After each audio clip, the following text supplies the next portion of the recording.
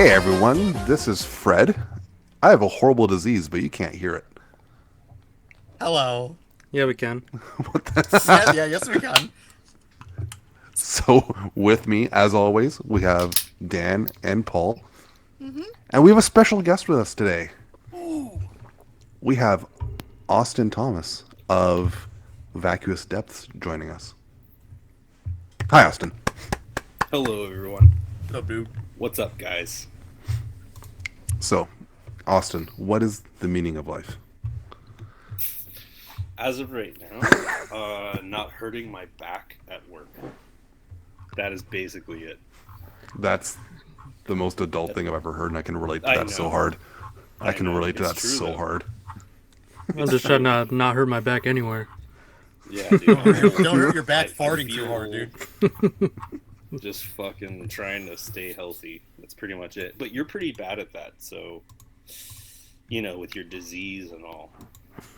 Well, I mean, we did call ourselves the most herniated podcast in the past, so That's yeah. right. We have- I we had have a a history. hernia, and Paul had one too. not just any hernias, ball hernias. Yes, right in the balls. Ooh, ouchie.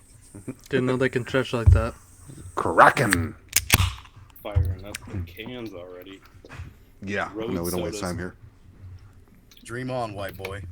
Dream on, black girl. That was from a song. You remember that? It's like some 80s I- song. I do not remember that. Dream on, black girl. Oh, if you listen to Sirius But, XM, you're gonna hear it all the time, and you're gonna hear Squeeze a lot. I've sworn off Sirius XM for the rest of Really? my life. Yep. Oh man, Channel 33 is good. That's first wave, dude. I think all metal people like new wave music, don't they? I thought that was a thing now. I actually do like new wave, but I wouldn't pay for a satellite to listen to it. That's what YouTube's Austin, do you like new wave or you said you were like kind of had a power violence background, if not mistaken, right? Yeah. My taste has always been total shit. So I have like, I genuinely mean this. Like I'm kind of like a one-trick pony. I just kind of like extreme music. So I like punk from the 70s. I like hardcore from the 80s. I like power violence from the 90s. I like Japanese hardcore. I like Italian hardcore. I like Swedish hardcore. And then and that's like my like melodic listening. And then I have all of the death metal and grind that I can fill in my fucking brain. So I really don't listen to like a ton of stuff. In fact, I'm like a real fucking surface dweller when it comes to just music. normal music. Like just shit people like are like, oh dude, I love New Order. Be like, that's really cool that you like to dance. I don't fucking dance, dude. You know what I Dance mean? when But- no one's looking. But what about something like Enya? I mean, if I'm jerking off, I mean, fair. yeah, maybe light a candle. Get in the mood a little bit. Hey, babes, Enya stays on during sex. Yeah, dude. Hey, we're listening to It's here for Squeeze the tonight. mood. But yeah, man. My taste is has always been like that. I like heavier stuff, so I don't really. I think that like the most melodic stuff I listen to is punk, and like that's probably about it. Like I don't know. I have some, like early kind of, I guess it would be considered indie rock or whatever the fuck you want to call that, but like Weaker Thans and like some random shit, man. Just random. It's totally random, but it's usually from shit that I heard from friends back in the days when I was influenced by friends that liked pop punk and shit. Be like some rock too, right? I'm pretty sure, like Smashing Pumpkins and stuff like that. We chatted about them for a bit. Yeah, I have like I started in like loving. I remember the first what I considered to be the heaviest thing at that time. I used to live in Orlando, and I would travel back and forth between my mom and my dad's house, and it was late at night. We were crossing over a bridge in Tampa into like the Clearwater area where I live or lived then, and I remember hearing the first Korn like song on the radio, like from the Oh, first yeah. record, Oh yeah. and which is like I'm gonna put this out there, like I own that tape as of right now. I'm like looking at it to my right, like I have that shit. The self-titled record is fucking, it's heavy, dude. It Oh yeah. stays heavy. It's fucking heavy. So I had like that small amount of like new metal, or kind of like that sound, because that first one didn't sound quite. It kind of sounded like early era, um, like kind of Godflesh, because that was like kind of like their big influence, you know. That's kind of like an unspoken thing, but Korn's like first record's so good. Like I still like that shit. But I remember hearing some song on the radio, and I was like, "Oh my god, I need more of whatever the fuck this is." So that's pretty much where it started. But I think I was in middle school, maybe even elementary school. So, Huh. yeah. Yeah, I think Paul Well- has the same kind of upbringing. Well, me too, but with Slipknot. Yeah. Dude, the Yeah, first no, I record, think- once again, this first Slipknot record's awesome. I learned how to play drums to that record. Sick. Yeah, I can play every one of those songs still. I think in that sense, we pretty much all kind of came in from the same angle. Like I started off with harder rock as well as like my specific ones were Alice in Chains, Smashing Pumpkins, Nine Inch Yeah, Nails, Dirt Marilyn is Manson. awesome. But yeah, I love Dirt. But it kind of all just flows into where we just wound up, anyways. So Yeah, if But- you're interested enough, you'll Yeah. end up here. Yeah. Some Yeah. kid burned me a CD of that first Korn record in elementary school, and I turned on blind, and I wasn't ready. That's great. Yeah. Yeah, when I heard that, I was like, it did the jump. let's hear your best impression of Twist. Go. Twist. Nice, nice twist. job. That was the duet to end all duets. Yeah, that was pretty good. The first duet we've had on this podcast. There you go. Yeah, you didn't say which part. I remember So my you- cousin who had that corn doll, like the actual stuffed doll. The Issues doll. Oh, I remember that. Didn't that album have like 4 different album covers? I'm not sure. One of them So did. I don't know which one. Were any of you guys big Offspring fans? Yeah, I used to be. I got Just the into them a normal amount. lot when Americana came out. Okay. Oh my god. How old are you? You're my age, right? I'm You're 40 the same now, yeah. age as me. Yeah. Yep. Yeah. So check this out. So I know that I think that I've sent it to you, or at least told you about it, but I actually was pretty obsessed with Offspring when Smash and Ignition came out, and I ended up writing them, like handwriting, obviously. Oh yeah, I remember Handwriting this story. a fucking I wrote them a handwritten letter about how big of a fan I was, and like I fucking love Smash. Ignition's my favorite because I wanted to be like a fucking fanboy, and I was like, hey, I would love to have your signatures or whatever the fuck I asked for. And then I even said something about how my dad, who played drums at the time, really liked the drummer and all this stuff. It was just so stupid. But I was like, 7 or 8 or whatever the fuck. And I ended up like a year later, I never got anything. I sent it to their P.O. box, never got anything. And then just randomly in a fluke me getting the mail thing, I open the mailbox and I see this thing and it's addressed from the Offspring's P.O. box. And I'm like, you have to be fucking kidding me. I received a goddamn 8.5 by 11 glossy promo photo of all of them on, like Dexter Holland, the fucking singer, is like flipping off the camera and being super edgy.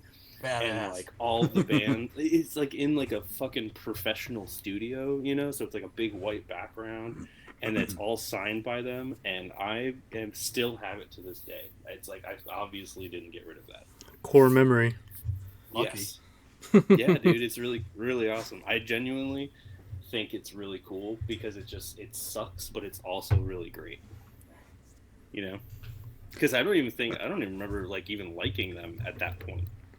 You know, time went by. You know.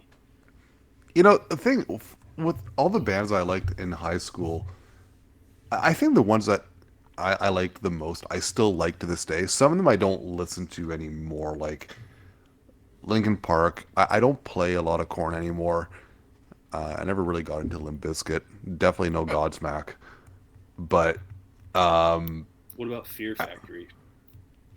I never really got into them too The much. early I death had metal to. shit. Yeah, first Yeah, couple albums yeah, really dude. good. Yeah, the first couple I albums, like I appreciate them now, but at the time Trick question, obsolete. Freddie. D I had obsolete. Manufacture is fucking awesome. And it Obsolete didn't. was really good. Yeah, I There, liked it, but not as much. And it was at that time when I was starting to get into black metal, and that wasn't really hitting the right stride for me at that point. no, yeah, I get it. Black metal elitist So. over here. Yeah. Yeah, Oh, dude, for when real. I was in high school, I was like total black metal elitist. I didn't want anything to do with death metal. I didn't want my black metal to be tainted with Hmm. flowery stuff. This is why we're friends. Yeah. What is this, a freaking elitist contest here? Hmm. Don't worry, I eased up. Now we listen to Well, Lullaby. do you guys enjoy any industrial at all? I don't like that one song by Skinny Puppy. Assimilate, annihilate. I on a rudimentary level, like I probably like stuff that is labeled industrial that people who are into industrial will probably say that's not industrial. Kind of like the way Yeah. people who like black metal say Cradle of Filth isn't black metal. Hmm. But What's industrial? Is that like Throbbing Gristle or something? I mean, that's like the punk version. Yeah, Oh, okay. yeah. I Like, guess that's when it comes to death metal stuff, a little Or bit like- maybe like Skin Chamber. yeah, fuck is that yeah, other band? yeah. Like Soul Skin Storm and, Chamber, Soul, yeah,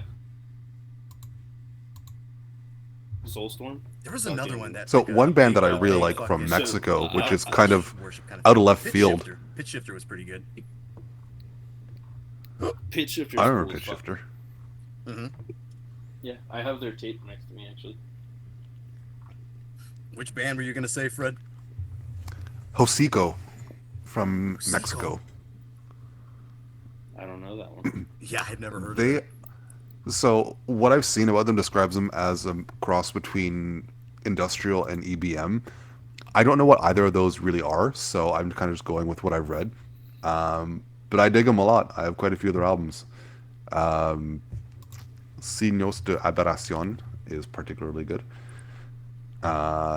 Yeah, You also have a bit of a tinge for just your taste. You have like a synth, like the synth shit, like all of like, you know, the I don't know, the dance club gothy shit too. Like you can kind of like get down with a lot of different stuff. Fred So- dances. yeah. Fuck yeah, Like he does. I like the That's how we got the synthwave stuff, disease, like I like the synthwave stuff, like Perturbator, Ghost, Wave Shaper, stuff like that. And I do like the more traditional goth stuff, like Sisters of Mercy, The Mission, Fields of Nephilim, stuff like that. But yeah, there's not. I mean, at this point in my life, there's not a ton of music that I actively hate. But that doesn't necessarily mean I'll go my way to hear it. But I don't know. What about 60-year-olds in a bar playing blues rock? Do you hate that? That would definitely fall under the it wouldn't go out of my way category. Just walk out. Just walk out, yeah. All right, we're done. Oh, I have so much antipathy for something like that these days. So, I mean, Austin, you're in Yeah. vacuous depths, and we'll get to them in a second. But we were talking about your cassettes, and I pointed out one called Big Rats. And you said you were the drummer on that. Now, I got curious, and I pulled up the cover of that cassette tape because I wanted to see it. And it is a skull Mm-hmm. that has a dick growing in the eye socket. Yep.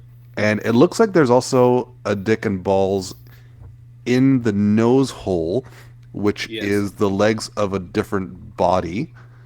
Yeah. And I can't really tell what's on the other eye socket, but I'm suspecting it's more Probably genitals, more dicks, possibly dude. of the female It's more pursuit. dicks. It's There's a more lot of dicks. dicks. It's Yeah. just all dicks. Yeah. So, that's So tell us about that. so Big Rats was just like an '80s hardcore style hardcore band. And if I might be totally off base with the originality of the art, but I'm almost positive that's actually a Salvador Dali sketch. Really? Because he does a lot of that. But we always had the aesthetic of the band was always cut and paste, hand drawn collage stuff, and we had a real penchant for the sub domination stuff, and it ended up becoming even further along the lines where all of our flyers had like dudes getting like raped and like railed and stuff. Like that was like the whole imagery of the band. And then Yeah, I saw the I had a inside of the band. booklet of the cassette tape had a guy like being shoved to the floor or something along those lines. Oh yeah, he's being raped. Yeah, We okay, had all right. Shoved to the floor. We had a yeah. There was He's like a licking. shirt. He's licking a boot. Yes, he's licking the boot. Yeah. So we made shirts that there was a really limited amount of them, but they printed basically that design, but they wanted to make them special individually, so they bedazzled the eyeball of the guy that was licking the boot. It's only one, but it's enough. It does the work. So was that the only recording you did with Big Rats, or was there more? No, there's a 7-inch as well, and we had an unfinished LP as well. So there was a lot. That band was really busy. We did a lot, and really quickly. Will the LP ever see the light of day, or was it recorded, or what happened? Everything but vocals. It's probably one of my biggest regrets. They keep asking me to come back and do stuff with them. Maybe even start like a new project. But it's not really in my wheelhouse that I want to do, and I just don't have the time. But I love playing drums. It's actually just something my dad used to do it, and then I started playing and got really good for a little while, especially when I was in Big Rats, and that was in like 2000. I don't know, like 2009. It was a while ago. Can't remember when that demo came out. But yeah, so I played drums in that, and then it was cool. We had a 7-inch. The 7-inch was pretty good. It was we got rid of the original bass player, and actually the bass player in that band is kind of in a really strangely culty. And I think I've sent it to you, but there was a band called Horrid Cross. Are you familiar with that band? Man, The that sounds name- so familiar. Names sound familiar, yeah. Yeah, so Horrid Cross is like kind of like it's a black metal. It's like kind of like a Burzum kind of style black metal project. It's melodic. It's really raw, but it's like real washed out black metal. And the bass player of that band, when we replaced him, the new guy came in. He's in that band. He was in a bunch of kind of very notable bands around Tampa area, and his name was Evan. And he's just a phenomenally talented dude. So when he came into the band, it really kind of changed the sound. It changed the energy, and we played a handful of shows, and then we broke up because the guitar player ended up moving to California. That'll do it. That will. And so there's like essentially, I think that the recording does exist, but it was really one of those things of the full length because I really was looking forward to having that. But the vocals never got finished on it, and he simply just like refuses to write anything for it and finish it. So, Huh. that's pretty much it. I have to say, Big Rats is a good band name. It is. I actually, I when we first started the band, I was like, dude, that's name. I was like, who came up with that? So was that before you were into metal, or was that parallel to getting into metal? I got into metal in high school. So in 2003, I graduated. So I had been listening since about then and finding, I think like the first, like I always kind of put it as like the first real death metal record that I ever heard, or the first like metal I ever liked. It's kind of hard to pinpoint because I've always kind of liked heavier music. But as far as real death metal, where I like legitimately was like, oh, this is fucking different. You know what I mean? It like stood out. It was At the Gates, Slaughter of the Soul. So, just like most other, fucking era, that time period, that record surfaced because that's what was kind of popular then, was like metalcore and all that shit. Yeah. So the sound of that one especially like draws people in. Yeah, dude. I mean, like I know that me and Fred have gone back and forth about this record before. I mean, I think it's solely a production thing. It keeps people away from it. It sounds way too polished. It is what it is. But their earlier stuff is great. The earlier stuff, Gardens of Grief was really great. And a fire. What was it? A fire in the. What is this? Fire in the Sky. Is that the one? Red in the Sky. Red in the Sky. There you go. So, so those. I mean, all three of those releases were great, but the production, I think, holds people back from like really letting it like intensely wash over them. That record is fucking phenomenal. Like front to back, fast as fuck, and I mean it's melodic, but it's not like badly written melodic stuff. It's like the upper echelon of like riffing and musicianship. It's wildly good. I get why people don't like it. I just don't understand why it kind of gets a lot of hate solely on the production, but I'll be first to say I don't like things because of production. So I get it. It's only because of the fact that I got into it when I got into it that it was acceptable. But that's pretty I was just looking up At the Gates because I couldn't remember the album that came before it, with Terminal Spirit Disease. That was good. I don't like it either, but I can't believe it's been 10 years since their reunion and release of At War with Reality. I feel like that was like 2 years ago. I sprained my ankle at the reunion tour, and it was during my favorite song. I rolled my ankle in the pit and continued to pummel everything around me. It was unbelievable, dude. They're phenomenal live. Phenomenal band. I don't like any new stuff. I don't like any of their. I could care less. But it's just like that record was untouchable. Untouchable, dude.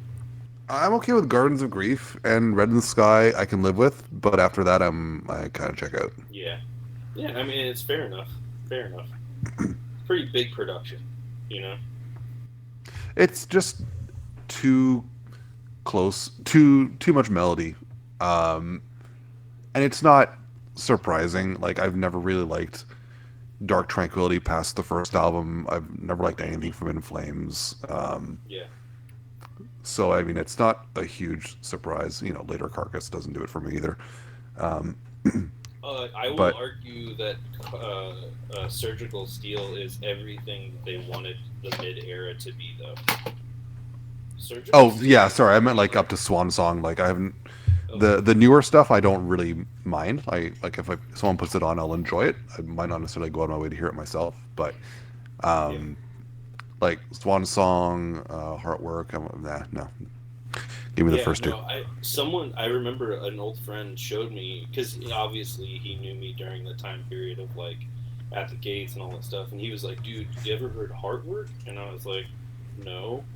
And then I listened to that, and I was like, "Dude, I don't really like this. Like, this is not what I like about like the other stuff, you know, like."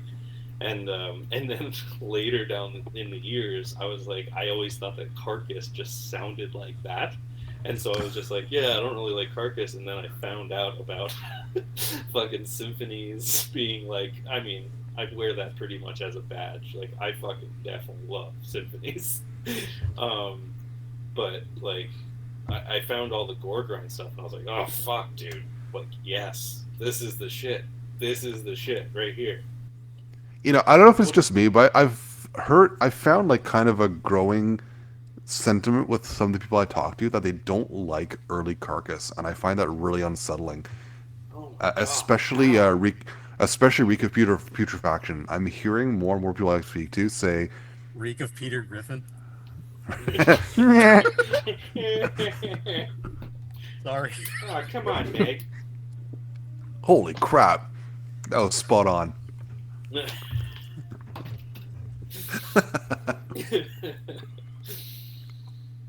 Yeah, No, no, but dude, I hear a lot Sorry, of people Joey. saying that that reek of Peter Griffin is just like a total mess. I'm like, what the fuck are you listening to? It's fucking yeah, amazing. yeah. I think it's funny because like I didn't realize. Sometimes I look through my collection because it's not huge, but I look through my collection and I'm like, Jesus Christ, I have like all of the early era Carcass stuff, like all of it. I have all of it. And I didn't think I had that much. You know what I mean? But they're a big influence on me. So they definitely like they impacted me pretty hard, especially on the writing side of things. So let's expand on that. Speaking Yeah. of your influences, especially for Vacuous Depths, what are they? What are the ones that hit you the hardest as you were getting into metal and moving forwards into the development of your current band? So I when I start bands and when I start projects, I think that a lot of people do this. Like they'll start delving into genres and they'll be like, "Oh wow, like this is." You find some gold, and then you realize you're like, "I want to do some shit like this." And I remember uh, very, very, uh, very on point. I remember listening to Convulse World Without God, and I was like, I have. This is the death metal I need every day of my life. Like this is the model to which I want all of the shit I love to sound. And just like any dickhead that plays music, I was like, I'm gonna do my version or as close as I can get to it of that. And with all my other shit that I've done in my past, so Convulse World Without God quite literally is the reason I started the band. But, you know, obviously I don't think we sound like them. You know, we have little nuances here and there. And, we're actually going to be doing a cover of them, but uh, we we started with that as like kind of the model, and then you know Mortal Massacre, fucking Mortician. I remember hearing those recordings and going like, this bass is like the most intense sounding bass. Like holy fuck, like it's like a fucking bulldozer on this record. And so I was like, all right, we're gonna take a little bit of that sound, and then we're gonna take a little bit of like Convulse. I found Sentence, Shadows of the Past,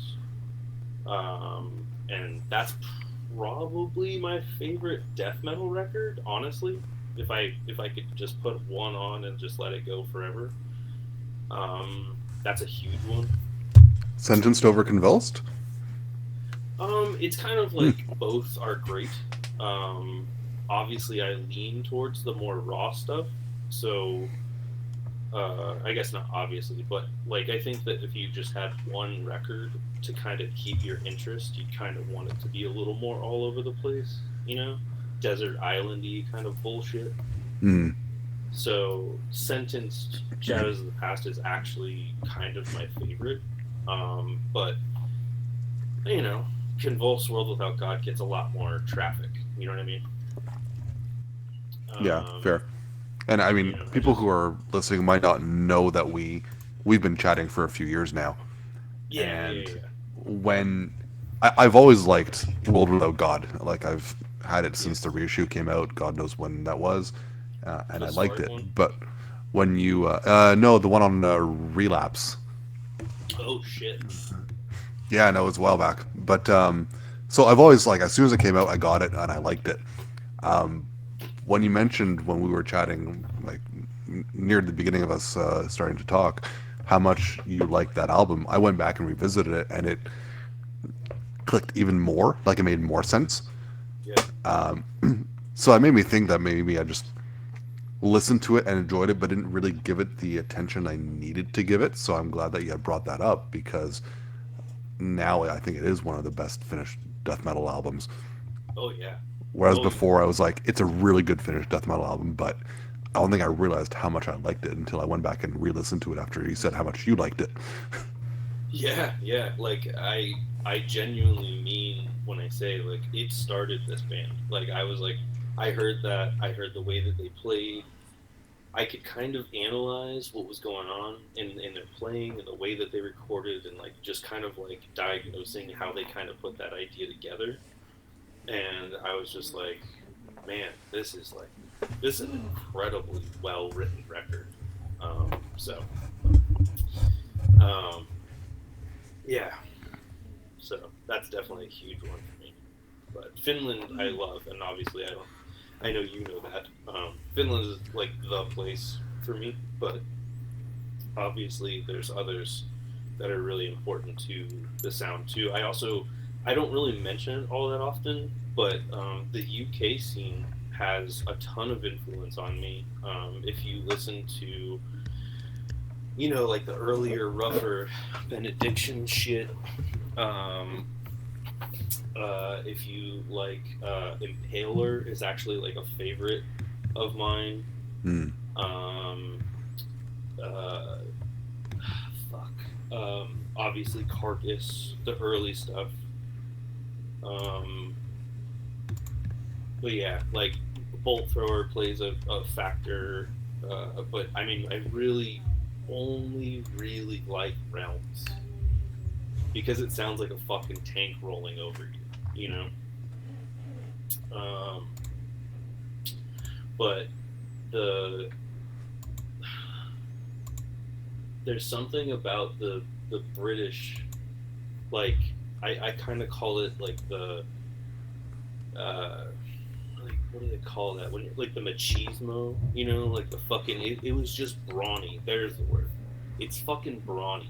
Like you're just sitting there listening to it, and it feels like you're getting beat up by a bunch of fucking weirdo like Brits, and it's just like, what is happening to me? Like you're just getting socked in the stomach and fucking pushed around. They're like, "Oi, mate, why don't you empty out your fucking pockets, you fucking twat?" And you're like, What you "Jesus on Christ, leave about? me alone." We're like, "Why are you wearing a bullet belt?" And he's like, "Oh, you can fucking suck my bullet belt's dick, eh?" And you're like, "What's going on here?" So that I mean, they just had a tougher sound, and that's kind of where I exist with like the attitude of the death metal that I like Hmm. is that it has to be fucking tough. It has to be fucking mean. It has to be evil. It has to be dark. There has to be like a looming darkness. It has to be crushing. The production doesn't have to be stellar, but it has to be punchy. It has to get you. And so, like, any of those scenes, those are the ones that get me the most. Mexico is another one that has a fucking unreal amount of filth and heaviness and just absolute depravity. I mean, the Midwest of the U.S. also a massive influence. Death Strike is a favorite of mine. Um, when you guys reached out, I was like, I put together like a list of things that I would want to talk about, and I was just going through all of my favorite shit, you know, Deceased, Luck of the Corpse, fucking Death Strike, fucking Death, and, you know, Decrepit. The Cyanide. A lot of people really, I know that you and I, Fred, have talked about that before, but Cyanide is like seriously one of the best bands. Like, of all the legacy bands, of all the bands that fucking held anyone's attention, they are still so fucking good. Fast, pissed, just fucking easy, simple death metal, and it's just still so good. It's crazy. It's crazy. Last thing they put out, the EP on Hell's Headbangers, was It one of was the best things they've fucking done too. amazing. Yeah. No, they It just was keep going. so good. It's called Unhumanized. Yep. Yeah. It's that no, fucking that's record slams, dude. I kind of put that up there with like a modern classic. Like, I kind of put that in the realm of like Disma, you know, that fucking first LP. Mm-hmm. You know, like when you listen to it, you're like, Jesus Christ, this is gonna be like a classic record. You can just hear it, you know. Yeah, right when they come in with that like slower version of the D beat, I always like that. God. Yeah, the dude. fucking. They're like, they trudge, man. It sounds like they're literally running with like cinder blocks on their feet. You know what I mean? It's just like, oh my god, it's so arduous. You know? That description kind of reminds me of Divine Eve too, kind of in the same. yeah, just total Celtic Frost. Yeah, Celtic Frost, fucking all that shit. And like I said, like I don't want to lead too much with the Mexico thing, but Mexico scene with Cenotaph, I remember finding Cenotaph. We actually used a lot of these references as like production pinpoints for when we made our record. So I brought in examples of like what I wanted the drums to sound like and what I wanted the guitars. You know, guitars are easy because it's like, this is what we already sound like. Make it sound exactly like that. But it's definitely like a very real thing that Mexico plays a massive part. South America as well. So, and I mean, any of the Americas, Central America, South America, Mexico, all of that. Their scenes are the most extreme. They have real life terror like going on in their backyard. You know, it's like all completely controlled by the fucking cartels. All of their music is terrifying. I heard, I don't know how to pronounce it. What is it? I know you know what it is, Fred, but it's like Rahili or Riley. Oh yeah, dude, that fucking Death Doom shit. Yeah, so Dude. their first record, their first demo, is absolutely crushing, and that's the first piece of Mexican death metal I ever heard. I was Ancestral Terrors, I think, right? Yeah. Ancestral Terrors, yeah. Yeah. So that's the first piece of Mexican death metal I ever heard, and I was just like, "Oh my god, this is this is like everything I wanted this to be." I kind of look at Mexico as sort of like the other Finland. Like, it's like they're dirty, they're gross, they're fast horse, you know, super slow, borderline funeral doom.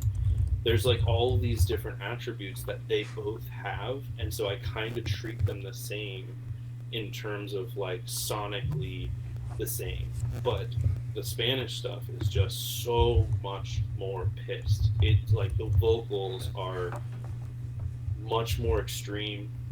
you know, like gutturals are a thing, and like I love agonized, you know, but like I was listening to that recently, and I was just like, oh god, this is so good. But We got a poster of that one in the band room, the agonized one. Mm-hmm. Yeah. yeah, agonized is a big one. But when I think of like Shove Nagroth, and I think Dude, I was gonna of, say Shubner. Your band kind of reminded me of that a little bit, actually. that's cool. That's the biggest. That's a huge compliment. Fucking even up to like modern bands like Denial. It's a fucking like Cenotaph had a big impact because I think that they're kind of like the easiest to find. You know what I mean? They're sort of just like here's some surface level stuff. But then I found like because I like grind, I found a band like Hardware, and I'm like, fuck. Oh, Hardware's Hardware, cool. Yeah, the Soul Hardware's Vortex. fucking cool. Yeah, I was You just know, listening to that earlier. That's pretty. That's yeah, just fucking it's sick. super raw, super intense. I love that. I also there's a like Anarchist. It's pretty cool. Like that's not like a huge one to me. Speaking of going back to diseases, the band Leprosy. Yeah, I was about to say Leprosy is a really good one too. The Yeah, full length I Wicked like. Reich. The Wicked Reich record is fucking flawless. I love the shit out of that record. And and obviously the one I picked out for today or whatever, but it's that scene just had so much of like what I loved about Finland, but just like angrier somehow. And I was like fuck, I found like this is it. I can't get any heavier. I don't know if there's anything heavier than this, you know. So yeah. Then there's like Discord from Mexico, and that shit will fuck you up. Discord, Yeah. Dude, Disgorge Mexico is the only Disgorge. But yeah. I think Yeah, I'd for agree sure. with that. Yeah, dude. That shit's incredible. Oof. Gore Relics? Are you fucking kidding me? Well, Paul would Are disagree you because he likes the fucking- yeah, Oh my god. because he likes Oh the my Paul likes the God. brutal death stuff. And I finally got around to listening to the the California Discords. I'm like, yeah, you know what? This really ain't doing that much for me. All the riffs are just going. It's like, not really for me. Yeah, man. The fast moving stuff kind of loses me now. Like I am a songwriter first, so I do like a composed song. Like you can say what you will about how noisy or shitty the fucking Abhorrence demo is, but when you listen to that, you're still like every single part of that shit sticks in you. It's just like little meat hooks, and you end up looking like Autopsy, you know. That's one of those cases where, like, I always say it sounds the way the album cover looks. It's like a rotting, slimy corpse. Yeah, dude. I have a metaphor that I always use, and it's like a goal / like image / like motivation. Somebody will be like, "Oh, you guys play really loud live," and like, "Oh, you guys are super heavy." You'd be like, "Cool, man. Well, mission accomplished. All I care about is that our band sounds like a garbage truck filled with blood, and there's a microphone in the fucking muffler." You know what I mean? Like, that's all I fucking want this to sound like. So, yeah. I was gonna say too. You Well- mentioned Convulse's World Without God. Me and Paul actually saw that live set, and when we saw them, we were yelling for them to play stuff off Reflections. Oh my God damn it, guys. Dude. But they didn't do it. They wouldn't play any of the rock and roll stuff. No, dude, that classic rock record they did was fucking weird. I love it. I think Yeah. it's So terrific. Death Star or No, No, It Reflections. was like a. no? Did you ever listen to? It's actually a really great record. But Evil Prevails. Oh, the later yeah, one, right? yeah. It's the one with the red cover. Mhm. It has like the silhouetted image on the front. Yeah, a That friend of record ours actually fucking likes that rules, better dude. than World Without God. I like that record a lot. It's awesome. It's actually kind of a like a little cult classic to me, you know. And the split with Disma is amazing. A lot of people don't talk about that. They did a split with Disma, and it's fucking that. Those tracks are really good. Yeah, I don't think I've ever heard that before. Yeah, it's really good. It's a really good split. What were you gonna say, Fred? I'm sorry, I cut you off. I don't remember. Shit. Sorry. Probably something about Mexico, but we'll get into that later, anyways. So. That's true.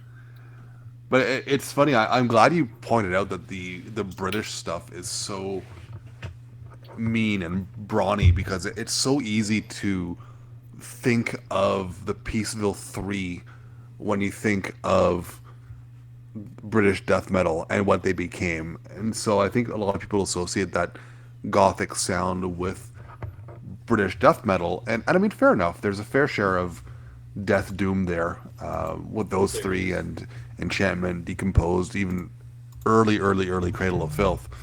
But I don't think what people really remember is that those bands, My Dying Bride, fucking Paradise Lost especially, were so fucking heavy really early on. Like demo and first albums were just absolutely crushing. I mean, then you have, like you said, Impaler, you have Cancer, you have Morstis. Like, there are so many bands that just Morstis. Absolutely crushed. You and I have talked about Morstis before because I was like, when I first heard them, I heard like a jumble. I don't know what to call it. I guess it would be a comp of like all of their demo stuff. And Yeah. it like was chronological. Mm-hmm. So I listened to the first stuff and I was like, oh, this is fucking awesome. And then I fucking started hating it as I listened to it because they got more and more black metal. Yeah, You know? that's true. Yeah. Yeah. I was like, fuck, they did it again. They took another good one. Wasn't there another band that did that, like, that went from death metal to straight black metal? The one with the, Dissection. Deteriorate. not Dissection, yeah, Deteriorate? Yeah, that's exactly what I was thinking of, Fred. Deteriorate, Yeah. the one with the, that goofy-looking skeleton on it. Yeah, and then on the second album, the Senectuous Entrance, or whatever the hell it's called, it was Yeah, that's like a castle really or a black house metal. or something on it. Yeah, that's the one. Oh, I didn't know that. Yeah, it's a really weird transition. Oh, dude, but that Sarcophagus record is actually a pretty good mix of, like, black and death kind of stuff. Mm-hmm. Because it remains fucking heavy. You know, speaking of albums that are a mix of black and death, but not black death metal, the album that we did, that was my pick, like way early on in this, in the Shade of Death. I've been listening to that nonstop for like the last 3 days. I still fucking love that album. It doesn't know or care if it's black metal or death metal, and it just sounds like both without really mixing the two. Like, it's just such a fucking weird album. You know, there's something to be said about that because, like, when as a person who writes music, you know, it's one thing as a listener, but it's another thing as, like, you know how critical I am. Out of all people, Fred, you know how critical I am of black metal. I have very particular tastes. In denial about it? Yes, I know. Yeah. And so I know, like, what is gonna happen when I listen to something that has like a mix is like I'm gonna get a bad taste in my mouth and I'm just gonna kind of leave it. There's some bands that don't like really seem to care to be in a lane. They just want to make extreme music or whatever. Mm-hmm. And I think that a band that was brought to me by Aaron over at Goat Throne, he's the label that put out our record in Texas. He's a huge Absu fan. And he was like, bro, you gotta fucking listen to Absu. You love it. And I'm like, you're out of your fucking mind. Every single thing I listened to was whatever. And then I listened to the fucking demo. Oh yeah. Holy That's like shit. one of the best death metal demos out there. Yes, dude. I was like, why did you not fucking show me this The Temples first, man? Temples of It Opal was or something. crazy good. And so I was like, I was so bummed. I was so bummed. I was like, why the fuck did they change? Yeah, when you guys were Such mentioning such a dissection. like death metal bands going straight to black metal, I was gonna mention this one, but he beat me to it. Hmm. Yeah, dude. Like, even Absu's first album was really, really death metal tinged, and I really like that one. Well, that's what I mean. Is that they? That's why I brought them up. Is like they sort of, to me, at least progressed into black metal. It wasn't just like a jump, and Mm. I think that abrupt jump is where they go wrong. You know, I don't know about you guys, but I'm a huge fan of transitional records. Like any records that seemingly, uh, build a story to the next record. It's not necessarily important to the last stuff that they put out. It's more it's more geared towards, oh, this is where they're heading, and it's not such a surprise when you get to that record that either you don't like because it's too different or whatever. It's like the best of both worlds, and I think that the weird compromise is cool. So I end up liking transitional records quite a bit because of that. You know, Yeah, I agree. Those transitional records are really interesting. I think it depends on how it's pulled off. Sometimes they're Amorphous did that. clumsy. They're clumsy and have a charm to them, and that's kind of what makes them stand out. Other times they kind of feel a little lost, and the one that comes to mind for me is Cradle of Filth's debut, which is kind of a departure of what we're talking about. But those Cradle of Filth demos are such grimy death doom with like light gothic overtones, kind of like the Peaceful Three, to be honest. Um, and then on Principle of Evil Made Flesh, they kind of went, well, black metal, but they were kind of still hanging on to what they were doing before at the same time, and it kind of felt like they had one foot in each camp. It didn't really work out for Yeah, me. yeah. And then when you listen to Dusk and Her Embrace, when they just fully embrace the gothic black metal vampire cheesiness that I know Austin loves, as much as you might not like that, they perfected their own sound there. Like they knew what they were doing, they knew where they were going with it. And on Principle of Evil Made Flesh, even though it's more up my alley than Dusk and Her Embrace, it doesn't have that sound footing underneath it of a band that knows what it's really doing. So I think those transition albums can be either really, really good or really, really shaky. And for Cradle of Filth, it was a bit shakier. But for Absu, when it comes to Barathrum Vitriol, I think it's their best album, to be honest. Most people will say Terra, I think, but for me, it's Barathrum. To go back to I was that one. gonna say, sorry to cut it. Sorry, Amorphous, dude. You and I both love Amorphous, but like you like the LP and I like the EP. I love Privilege of Evil is like one of the fucking best records like that exists, It and is. It is. yeah, it's so good. But you actually kind of like the fucking LP like a fucking ton, right? Am I wrong? Like you fucking love that record. You are not wrong. I Yeah, love the Privilege of Evil, Privilege. but Yeah. for me, Corellian Isthmus is it has that grimy sound of Privilege of Evil. It even has one of the Mm-hmm. tracks on it, Yeah. right? Vulgar Necrolatry was Yeah. recorded on the for the LP. I think that was But re-recorded like 5 times. yeah, seriously. Not But enough. it also has that more unique Viking sound to it. Like even before Unleashed got around to it Mm-hmm. in their sound, and Yeah.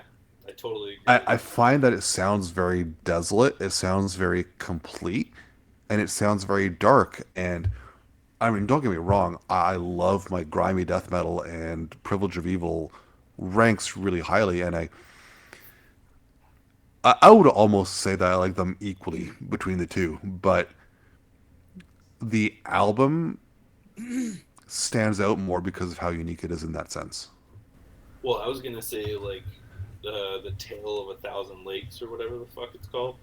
Hmm. Um, that one like if you listen to Carillion and you listen to that, you can at least hear where they were going. You could kind of Yeah, hear that they absolutely. were like going melodic. They were going to start integrating different vocal stuff. Like it was. I mean, that's what I mean. I think that that's probably one of the most exemplary bands because they have such a huge catalog now. Like they are fully off the map for whatever the fuck they want to do, but they should have changed the name and dropped out after those. But they really did like truly step in like toe by toe by toe by toe by toe for all of their releases. So they're one of those bands. It's like a great example of how to do it. You know, like we're gonna get melodic now. You know, and they're just sort of like looking at you with their fedora on, and they're like kind of pinching it off to the side, and they're like You're gonna deal with it. at you. Yeah, you know. Tips Fedora. Yeah, tip is fedora. But you know what? I'm going to pick on something here. You said that they should have changed their name when they morphed their sound. See what I did there? Morphed. See what you did there, Fred? Again, another fedora. Yeah, my lady. But I've always kind of seen it as it's us who feel that way. But I mean, it's their band. This is the vision they have for it. We're the ones who should be dealing with it, not them changing the name. But no, I get it though, right? Because like when you hear a release from a band that you know so well from a particular release and it sounds so drastically different, you're like, guys, can't you just not just do this under a different project Yeah, and save us all the trouble of thinking, hey, it's an Amorphous album or it's a Samael album or a Tiamat album, and then you put it in and you're like, this doesn't sound like Sumerian Cry. What the fuck? Because then you're gonna buy their albums. I mean, after 30 years later, probably not. We've caught on to the fact that they've changed. And I mean, like for any of these bands, like that I mentioned, Tiamat, Samael, whatever, like if they want to change the direction of their bands, I get it. I respect that. I might not follow them down that path myself, but I mean, if that's what they want to do, good for them. I'm the one who's stuck in the past, not them. yeah. True. I mean, that's not. You're not wrong. You're not wrong. You are diseased, though. Oh God, Ridden with don't remind me. disease. So for anyone who wants an explanation on that, my kid is in daycare and has got hand, foot, and mouth disease, and I've been the lucky recipient of it as well. So my hands look like they have leprosy. Fortunately, the rest of me isn't too badly afflicted, but my God, the hands fucking suck. Fred's fucked. New Completely. nickname, Fuck Fred. Yeah, don't fuck Fred, but he's already fucked. Yeah, we don't want no fucking Big Rats album cover with Fred over here. This sounds rude. This is a family podcast, guys. I suppose that's true. Is it? No, there's No. there's an age restriction. I don't know. Yeah, in order There- to edit the video, I gotta change it to not for kids. Little behind the scenes. It's gonna be voiced need over like with a sensor. It's gonna be instead of fucked Fred, it's gonna hear in a completely different voice, funky Fred. Funky Fred. What the Get funk? funky, Fred. What the funk? But anyways, Vacuous Depths putting out their first album, and you guys getting 3 different labels behind you to put it out on the different formats. How did that happen? I mean, most bands go with one label, but you guys needed 3. Like, what is this? You guys are greedy? The way that, there was definitely like some goals in mind. We don't tour. I have a family. I have 2 kids, a wife, and I just can't get on the road. I used to tour. I've seen the entire country, so I've done that. I've experienced it. I know what it takes. I know what it takes to do it right. Um, and I simply just can't do that anymore. And I did it 20 years ago when I didn't have a fucking thing to my name, you know.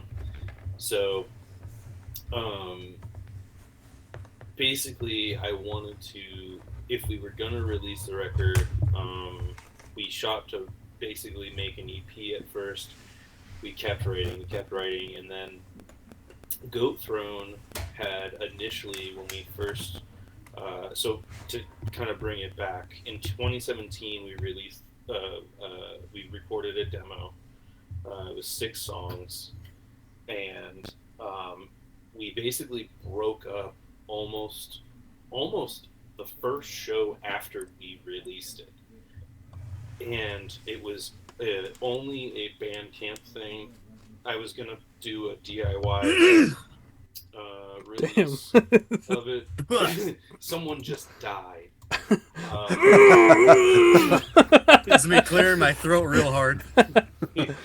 How did that go? How did that come up? I had the mute on so I could do that. No, that was loud as fuck. You broke the mute, dude. I guess I did. He didn't hit mute, hit amplify. Yeah. Something I need to fucking get out of there, dude. So in 2017 we just did a digital release of the demo, and then we basically broke up, and the guys found out that I was having a kid, and this is kind of a thing.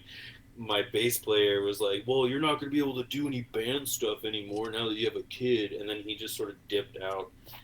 So like everyone kind of disbanded, and I was like, well, fucking whatever. I guess I'm gonna just have this kid and just I'm gonna just be this guy with this random demo. But I was like, I really wanted to play. I really liked the material. I liked writing that stuff. So I was like, I basically took that time to develop it and try and find new members. And in 2019, I get an email as I was starting to kind of get this idea back on track from Aaron at Goat Throne. He's like, hey, I found your demo on Bandcamp. Has it ever been put out before? And I was like, no. I kind of questioned him about the label, like checked it out. He had a handful of releases at that time. Some bands, Valgrind, Burial from overseas. His label had like an all-over sound. He had like some grind, he had some black metal stuff, he had some death metal, and so I was like, man, like I think this is like a good mix because we don't really, you know, like I don't think we like fit in any particularly like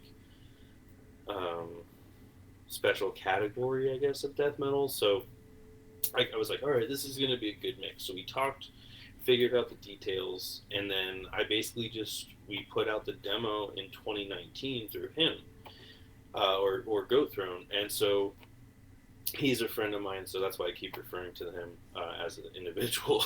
But for Goat Throne, we stayed together. We talked, we hang out, we talk all the time, probably equally or double the amount that you and I talk, Fred. So What? yeah. So over that time, I was talking to him about this, and I was like, "Hey, man, like we're almost ready to do this LP, but here's the deal. Like, I really want to try and get our stuff over and released into the European area, and all of those countries over there. So, do you think that, like, do you have any contacts there to be able to do that?" And in the interim of that, I got another email from Chaos and out of Mexico, and I was like, "Holy shit! Like, what does he want?"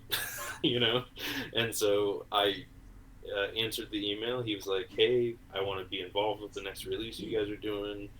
What are you guys up to?" And I was like, "This is what we got." Send them the stuff.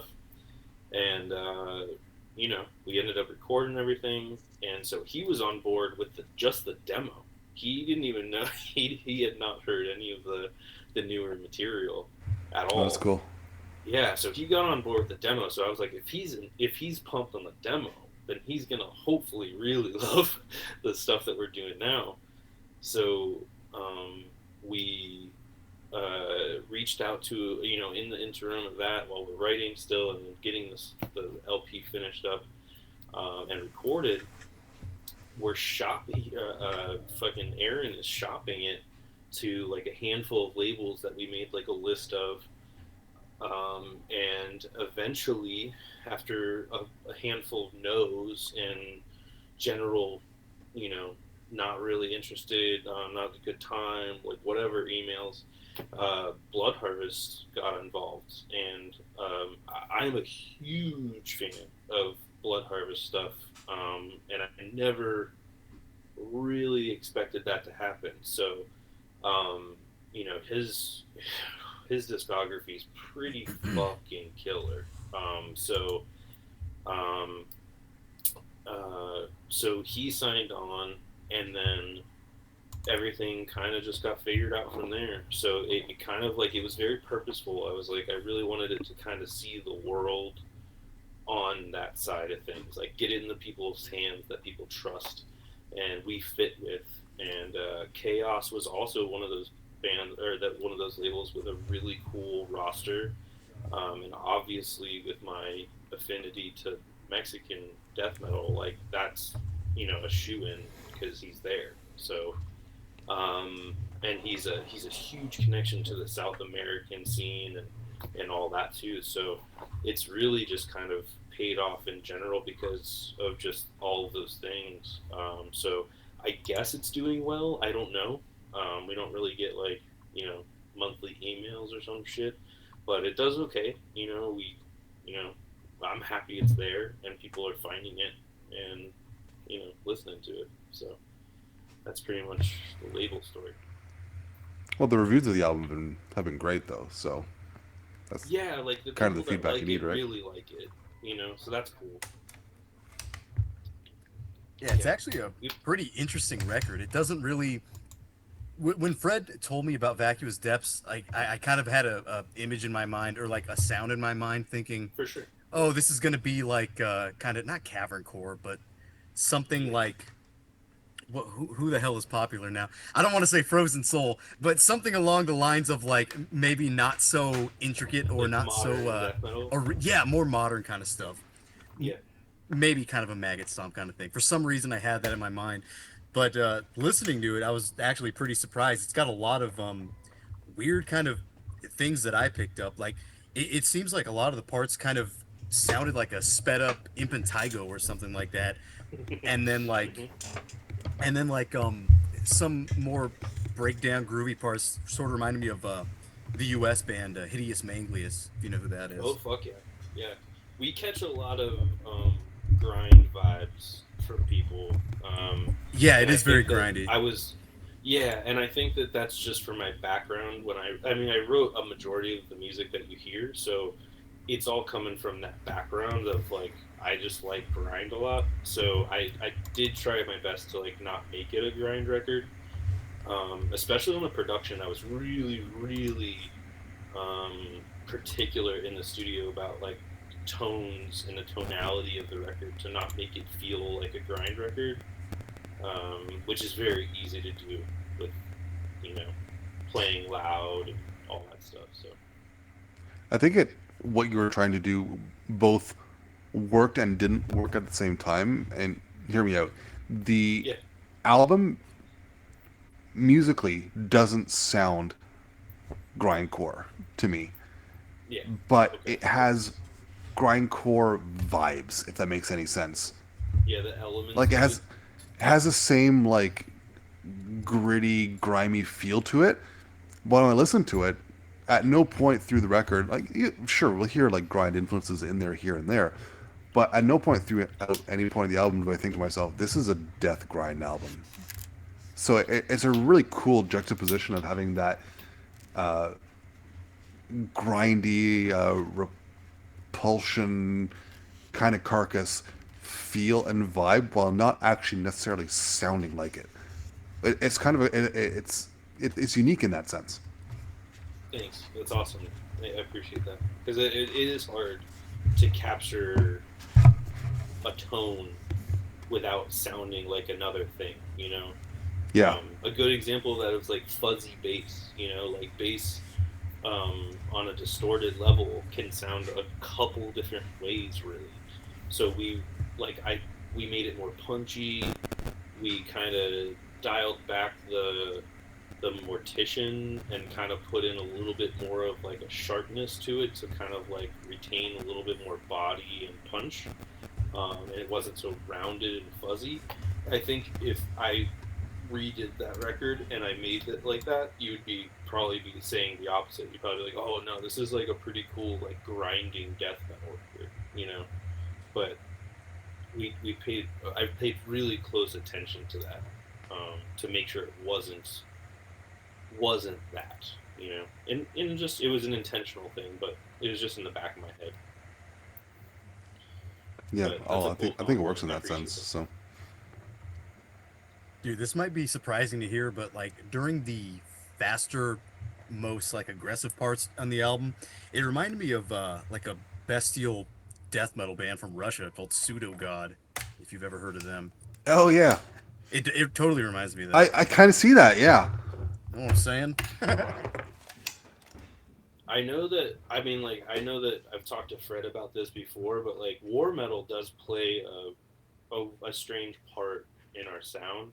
Like, it's not really there, but maybe on the drums it is. Like, Yeah. the beats, and some of like the kind of like churning fucking fast parts and stuff. Like, we're not a speed death metal band. That's not really like our thing. It's more of a power thing. It's more of like, let's keep the energy up, not necessarily like, even slow parts, if we have them, are kind of still driving. And I think that that's kind of like one of those, the monotony of every war metal band existing. Canada. So that would Yeah, be Fred. Yeah, Fred, you fucking diseased piece of shit. You fucking Canuck. Nah. it's not my fault, guys. So, but like They're out west. I'm out east. Come on. It's not his But, fault, like, guys. Conqueror is like a big influence of mine. Like, I love that fucking shit. And so I would consider, like, I always said that like war metal is basically just like metal dudes pretending to play grind, So I don't know that it's intentional, but it kind of comes out feeling that way, doesn't it? yeah, Yeah. for sure. Yeah. It's grind. It's basically grind. But Yeah. So there's what you're definitely saying that is like, horror element with me of kind of bestial. yeah, with me comparing it to Pseudo God, I think war metal guys who were into like bestial goat shit would be into Vacuous Steps, would be into that album, I think, right? For sure. I would It expect seems so. like, yeah, like I always kind of hope so. Like the dude that did our artwork for the record, his name is Carl Dahmer. Carl, I was sending him stuff as we were finishing it, so he and like a couple close friends got like snippets of the record and songs and like samples and stuff as we were going. And he always said, like, he's like, dude, like, I can hear the Mexico, I could hear the fucking, I could hear the South American influences that you guys have, like all that stuff. Like, so I was like, all right, cool, we're like on the right track, So, but he loves war metal. Like, him and I go back and forth a lot about like grind and war metal, because that's what he does. He's in grind bands. He's in war metal shit. So I love that stuff. So it's cool. So, fun point on that, a band that I'm going to shout out because I love this demo and they just released more stuff. Canadian band called Surprise. Got Hammer. GOTT Hammer. They released a demo last year called Godslaying Sonic Barbarism. Yeah, what a name. Right? And the cover is a steel gauntlet holding a hunting knife, and the whole thing is black, white, and red, so it sounds exactly the way you think it will. Mhm. And they pull it off perfectly. And Why do they look like it's blasphemy? yeah, exactly. And so they just put out a split with goat corpse. The whole thing is pretty short. I think it's less than 15 minutes long. I think, but it's savage. Man, that the album cover reminds me of the Worship by Amon Goeth. Yes. Just Oh, Yeah. glove. just a little more red. I think Death in June used that glove on an album cover. Oof, I know what that means. What does that mean? Hmm. I think it means it's spicy. I never knew about Death in June. People are like, is this band political, or are these guys gay, or I don't know what the deal is. They're sort Or are of- they I just think are they folk artists? I think they fall into the category of like questionable. They use a lot of imagery that I think pisses people off. But I mean, Well, sort of They carnivore. have some good songs. Yeah, I mean, like whatever. Imagery is imagery. I mean, look at those like Jap thrash bands that fucking use full. Oh, Mein Kampf. Yeah, Yeah. Rommel. Yeah. Yeah, Rommel. There you go. Yeah, And it's South the only- America, like Brazil, was notorious for that. Like Holocausto, Necrobutcher, Sepultura, Exterminator. Or is it Exterminator? Yeah, I'm thinking Eliminator. Eliminator's the one with the fucking clowns on it. Yes. Holocaust is the shit. No, that Exterminator cover is so random. Just like a demon in a dungeon with a woman on the floor, and then just like the flag. Just why is that doing there? Look, because I don't know, they're doing everything extreme. Demon, woman, swastika. Yep. It's Brazil. They're doing it all. They're gonna like jam it all together. Call it war Oh, metal or call it whatever. People never believe me that Sepultura, they sported the SWAT in the early days. Yeah, they had like helmets on and stuff. I forget if it was Igor or Max. but- It was Igor with the helmet and the like face paint. Yeah, but one of them had like just a T-shirt of it, like a red T-shirt with the white circle. I think that might have been Max actually. Yeah, But they I could say I probably forget just which went one, to but the thrift store, man. You know what I mean? Yeah, who but knows? that was the They thing, got- right? That was all shock value. They all just did it for fun, but like, Aren't all bands doing it just for fun and shock value? I don't Unless- know. It's Wouldn't, shock, not Un- necessarily for the. Well, I'm saying unless they're like they're doing something in public. I think Yeah, what's his I name? I think- think Coldrad used to do things like that, didn't he? do what? Do like public appearances and take their message to the streets is what I mean. I don't know. I don't really know what Caldrad did overall, other than I think I read something about Coldrad going to prison for some kind of political incitement is what I read a long time ago. Maybe it's true, Oh, maybe it's not. yeah. I don't know. I remember that. But I like remember the Temple of Full Moon manifestation. No. Like it's on the cover of the Full Moon demo where they're all Uh-huh. like walking together. Like Capricornus and the guys from Velas were in there, and they just like walked down the street with like banners. And I mean that was kind of it. But Well, I mean, that's what's kind of funny. That's what's kind of funny to think about. Like, those guys could have been just doing it for shock value, get the picture, and then get the fuck out of there. You never know. I know, right? Like you look at the cover to the Full Moon demo, and they're marching down the street proudly with the banners, and it's like, okay, but like, what actually happened? They walk down the street, they get to the end of the street, they're like, okay, Yeah, that's what I'm what, thinking. what get what your- now? Do we? Yeah, get your picture and go home. do we go to a pub or something? Like what? Yeah, get your banner in the picture car. and laugh your way home. Yeah, laugh your way home. Just like what are you guys doing? Like what is this?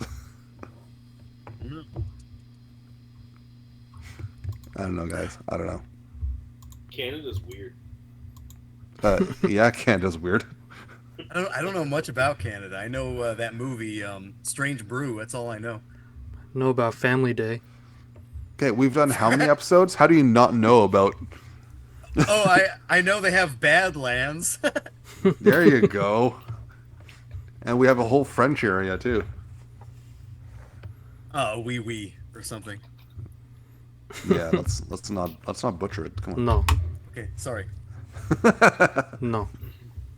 Austin, we actually talked a little bit. I was talking to you through the Bunsen Burner account on Instagram, and we were Okay, talking yeah. about the lubricant song with the Donald Duck vocals. You Oh, remember that? yes.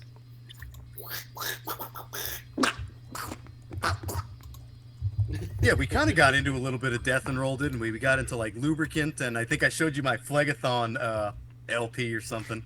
Those Yeah, that was actually my other pick.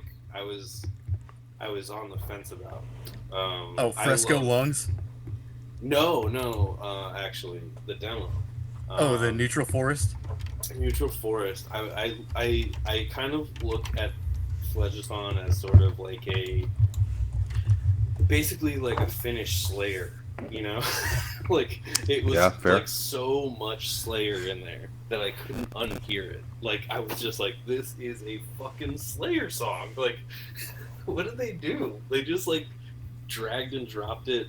But the way that I heard and read about um, Phlegathon, and the more I found out about them, the more I love them. Is that I might have been proven wrong recently, so I don't want to say this with like conviction, but like everything I read was that they were the first. They were the first band in Finland to do that shit.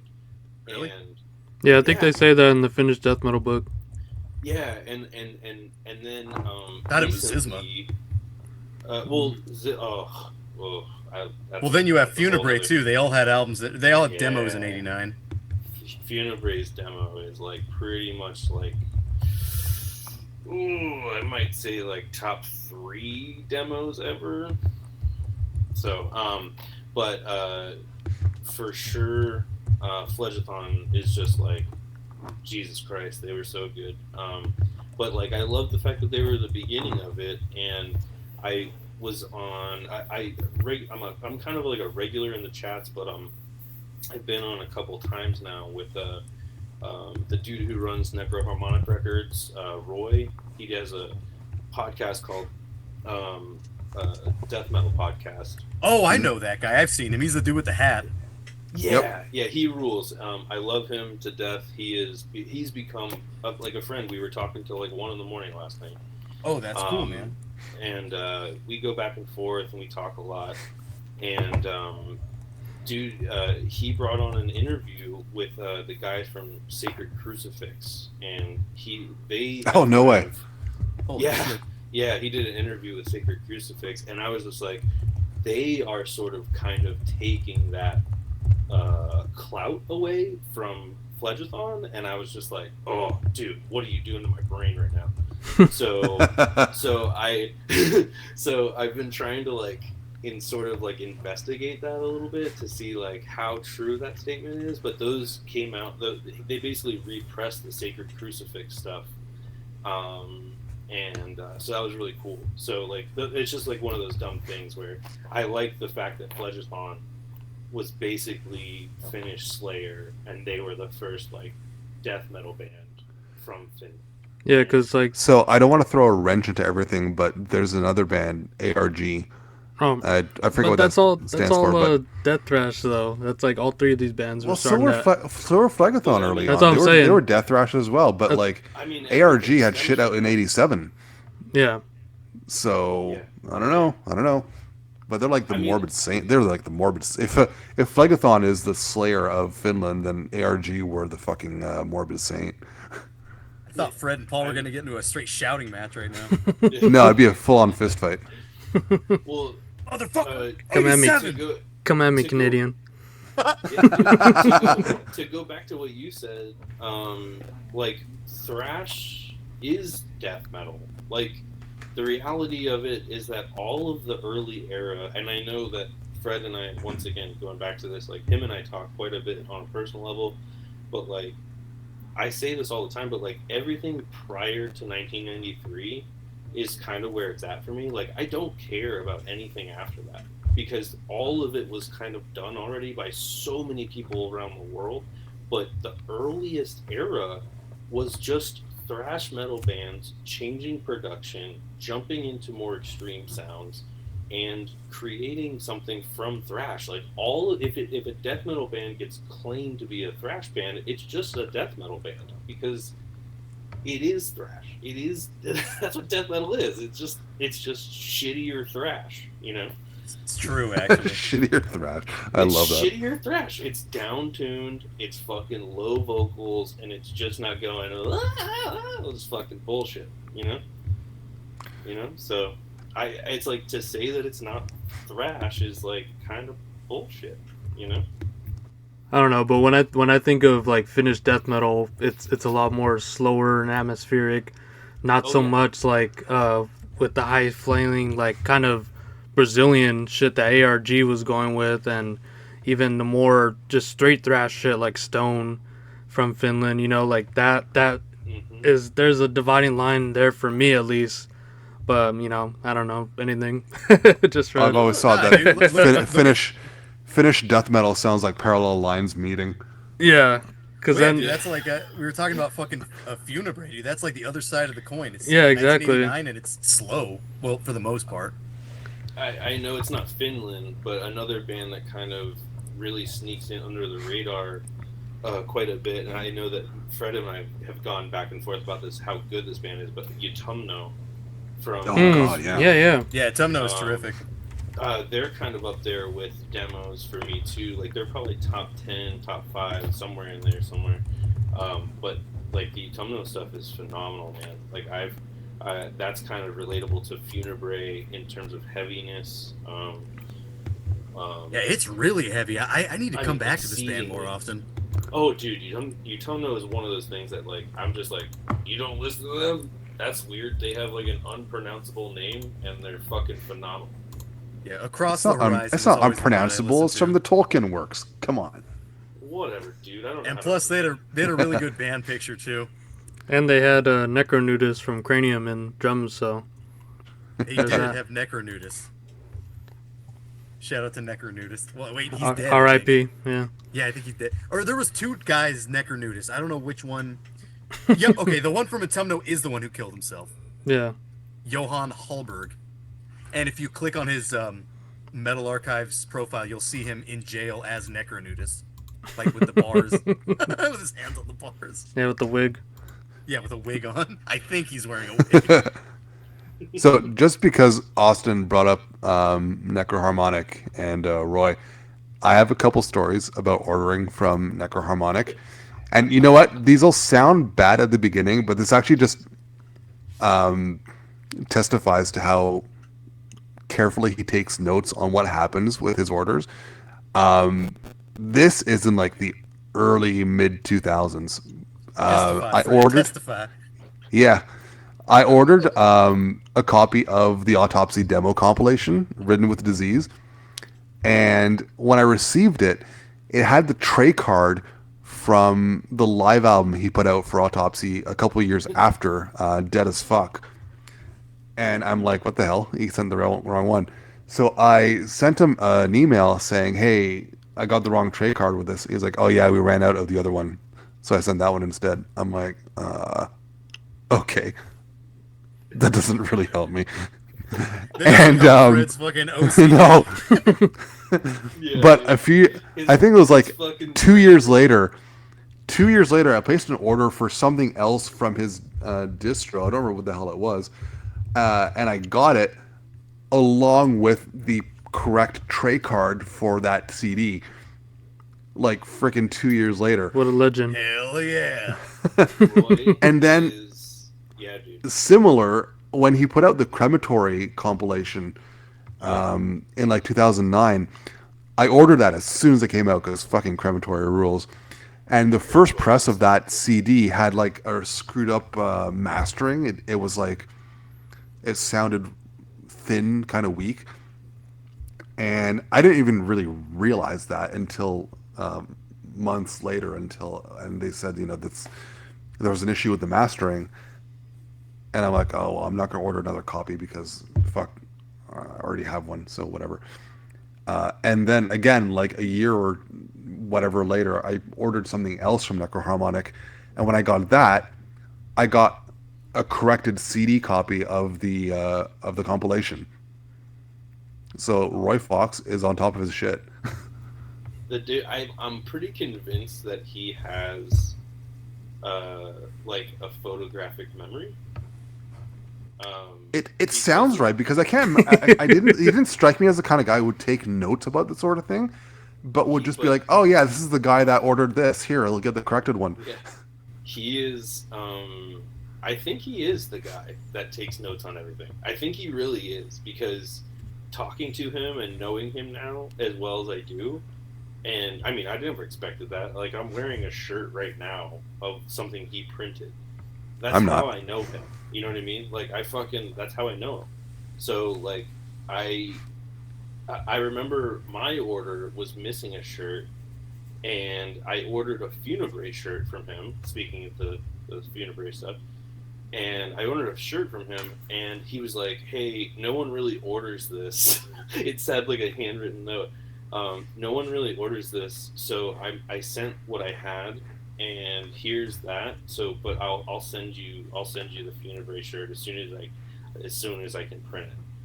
And I was like, what a fucking guy! This is so cool. Like I was just like, this dude is just like, yeah. I just no one really buys that shirt. So, and I think he prints them. He prints them when he needs them. Like print So on demand, right? Yeah. yeah, so he has all the screens ready, pops them in, does his thing. So, his business is. I used to do screen printing, so I actually am very familiar with what he's doing. So I was like, absolutely, man. No big deal at all. So, yeah, Roy's awesome. I know that he had some issues, personal issues and stuff, like early on in that middle era. But like he's a phenomenal guy. Like whatever he went through, he's not the guy he used to be, or whatever the fuck people think he had, or his, or whatever. So, But I mean, like even he's to that nothing to point, like stand whatever on. happened back then, he still made it up. Like Yeah, yeah, I had two problems. The first one I mentioned it, and the second one I didn't, and he corrected both anyways. yeah, So yeah. I think he's just aware. He's a really honest guy, man. He tries so hard. And it's very cool and it's very humbling, man. His show is phenomenal. I'm I support him probably the most. If you follow our pages or anything like that, I will always post his stuff. He always sends me messages. Hey man, thank you for sharing. Hey man, thank you for sharing. I'm like, dude, you don't have to thank me. You're a good like you're doing awesome stuff. Like just keep doing it. You know. Yeah, just heart the post. Yeah, yeah, dude. So it's like I wish people were actually more similar to him. He's like way more open minded than you think. He's a really eclectic dude, and his collector brain is absurd. He's a fucking encyclopedia. It's crazy, dude. I believe it. It's crazy. Yeah, I But remember that's he a funny story. interviewed. I'll let him know about that. I was gonna That's say, fucking I awesome. remember he interviewed the guy from Cadaveric Incubation or Incubator or Yeah, whatever, yeah, Hmm. yeah. and that dude was in one of my favorite Finnish death metal bands, Excrement. But they didn't talk about Excrement at all. I was upset about it. Did you get that did you get the represses? No, I didn't. It didn't have it didn't have Scorched on it. Okay. Well, I grabbed the repress of that. I got that in my collection recently because that was one I was like, oh, I hope I don't miss this. So yeah. Those aren't still around, are they? Excellent. The excellence killer. No, I think it was just a repress. I don't know. Just a random extremely rotten did it, so it's just Yeah, that dude's fucking nerdy brain attaching himself to everything. yeah. I think there was like an interview, or not an interview, but there were some words from. I think his name was Anti from Excrement, Anti, and yeah, he was yeah, yeah. saying he was talking about like the Flesh and Blood demo and talking it up and basically saying like, oh, the second one sucked. And I'm like, no, dude, that one's awesome. That's my favorite one. Yeah, man. Like Scorched Anti's is cool. terrific.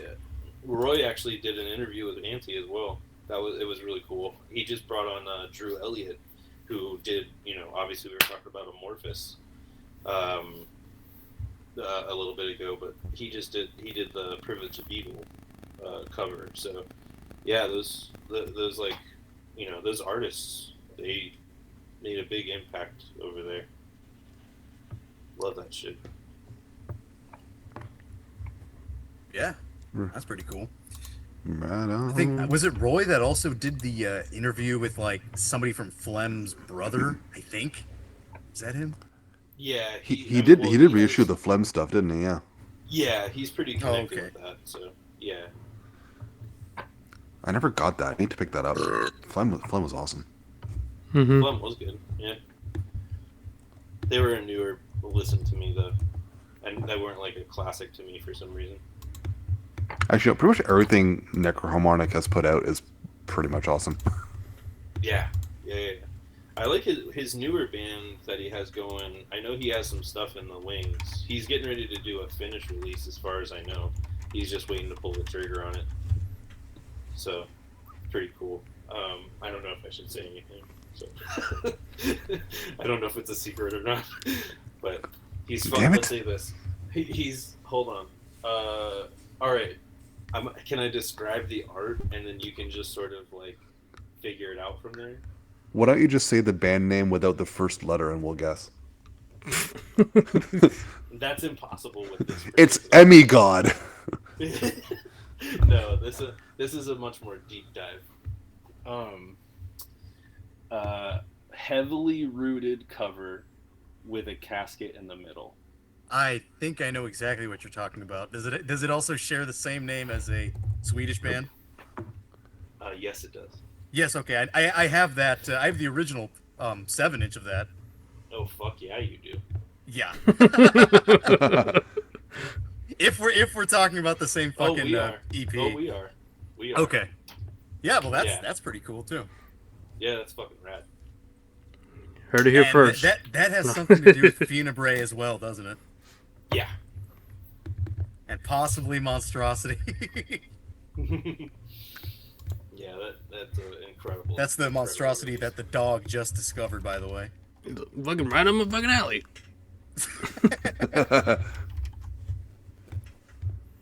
That's kind of crazy. How are you like almost 40? You don't know who Monstrosity is?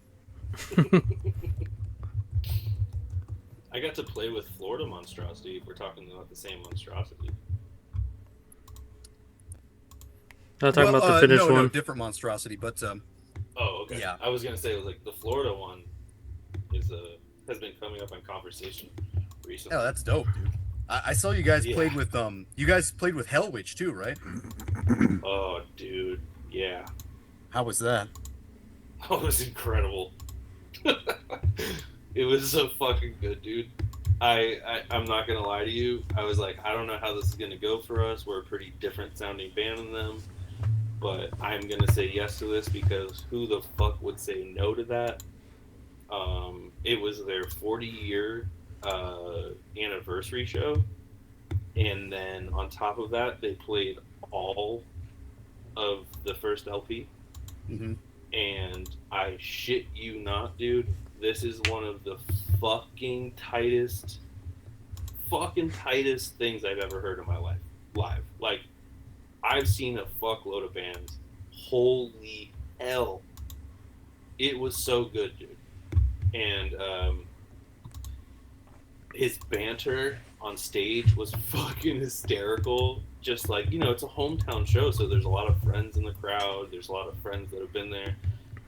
Some friends from down there are in Hibernus Mortis. If you're not familiar with them, that is a fucking killer band from Florida. That's down in Tampa, right? No. They are in Miami. Oh, okay. So that's where we had played with them in Miami. And so Miami's a totally different world.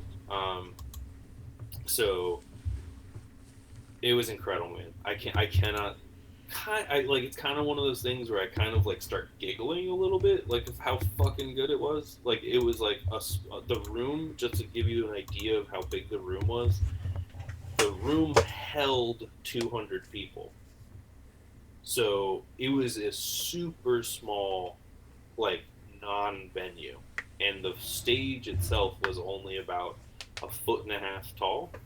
And then our merch table was literally up against the stage. So like I'm watching Hell Witch absolutely crush a room of like, I don't know, there was probably 125 people there, maybe max. It was crazy, so good. So seeing them that close, seeing that record be played, and the way that it was done, it was so fucking fun. So it was an incredible show. Did they use a real drum set for the show? A real drum set? Fred's making some obscure reference to a demo. Yeah, Fred's Yeah. tipping the fedora again. Yeah, he's tipping his fedora to you If know again. what I mean. If you know what I mean. It's just one of my favorite fun facts that they fucking used a seat cushion Yeah. and a textbook for the drums on their 84 demo. That's fucking great. And it still sounds better than most black metal. Yeah, it does. Yeah. Is that Fred's new thing? Like tips fedora? It's like that fat guy with the neck beard. He's like kind of smiling a little bit. Yeah. Hey guys. Milady. Ma'am. Milady. He's got to be talking like one of those fucking dorks with the capes, you know, and he's like, "Hello, how are you?" Oh, like a nice today?" trench coat. Yeah, trench coat, like a little duster or something. And he's like, "Top of the morning to you." It's not a bad look. It's a trench coat with like cargo shorts and a fedora. There you go. That's what it is. Trench coat He with looks cargo he's dressed- shorts. he's That's- dressed that's more like- a flasher than a classic. Yeah, That's what I was thinking. that's like hanging out in a playground attire, man. That's not cool. There was a character that Michael Cusack did that like he tricked everybody on Twitter that he was a fucking like some sort of neckbeard. You guys know Michael Cusack, the dude from Smiling Friends? Mm-hmm. Nope. Man, what was got his? nothing. I want to see if I can find a picture of that. Is he really? Oh, here it is. John Cusack. No, his name is Michael Cusack. Look up Lucas the Magnificent on Google. That's what I imagine when Fred tips his fedora.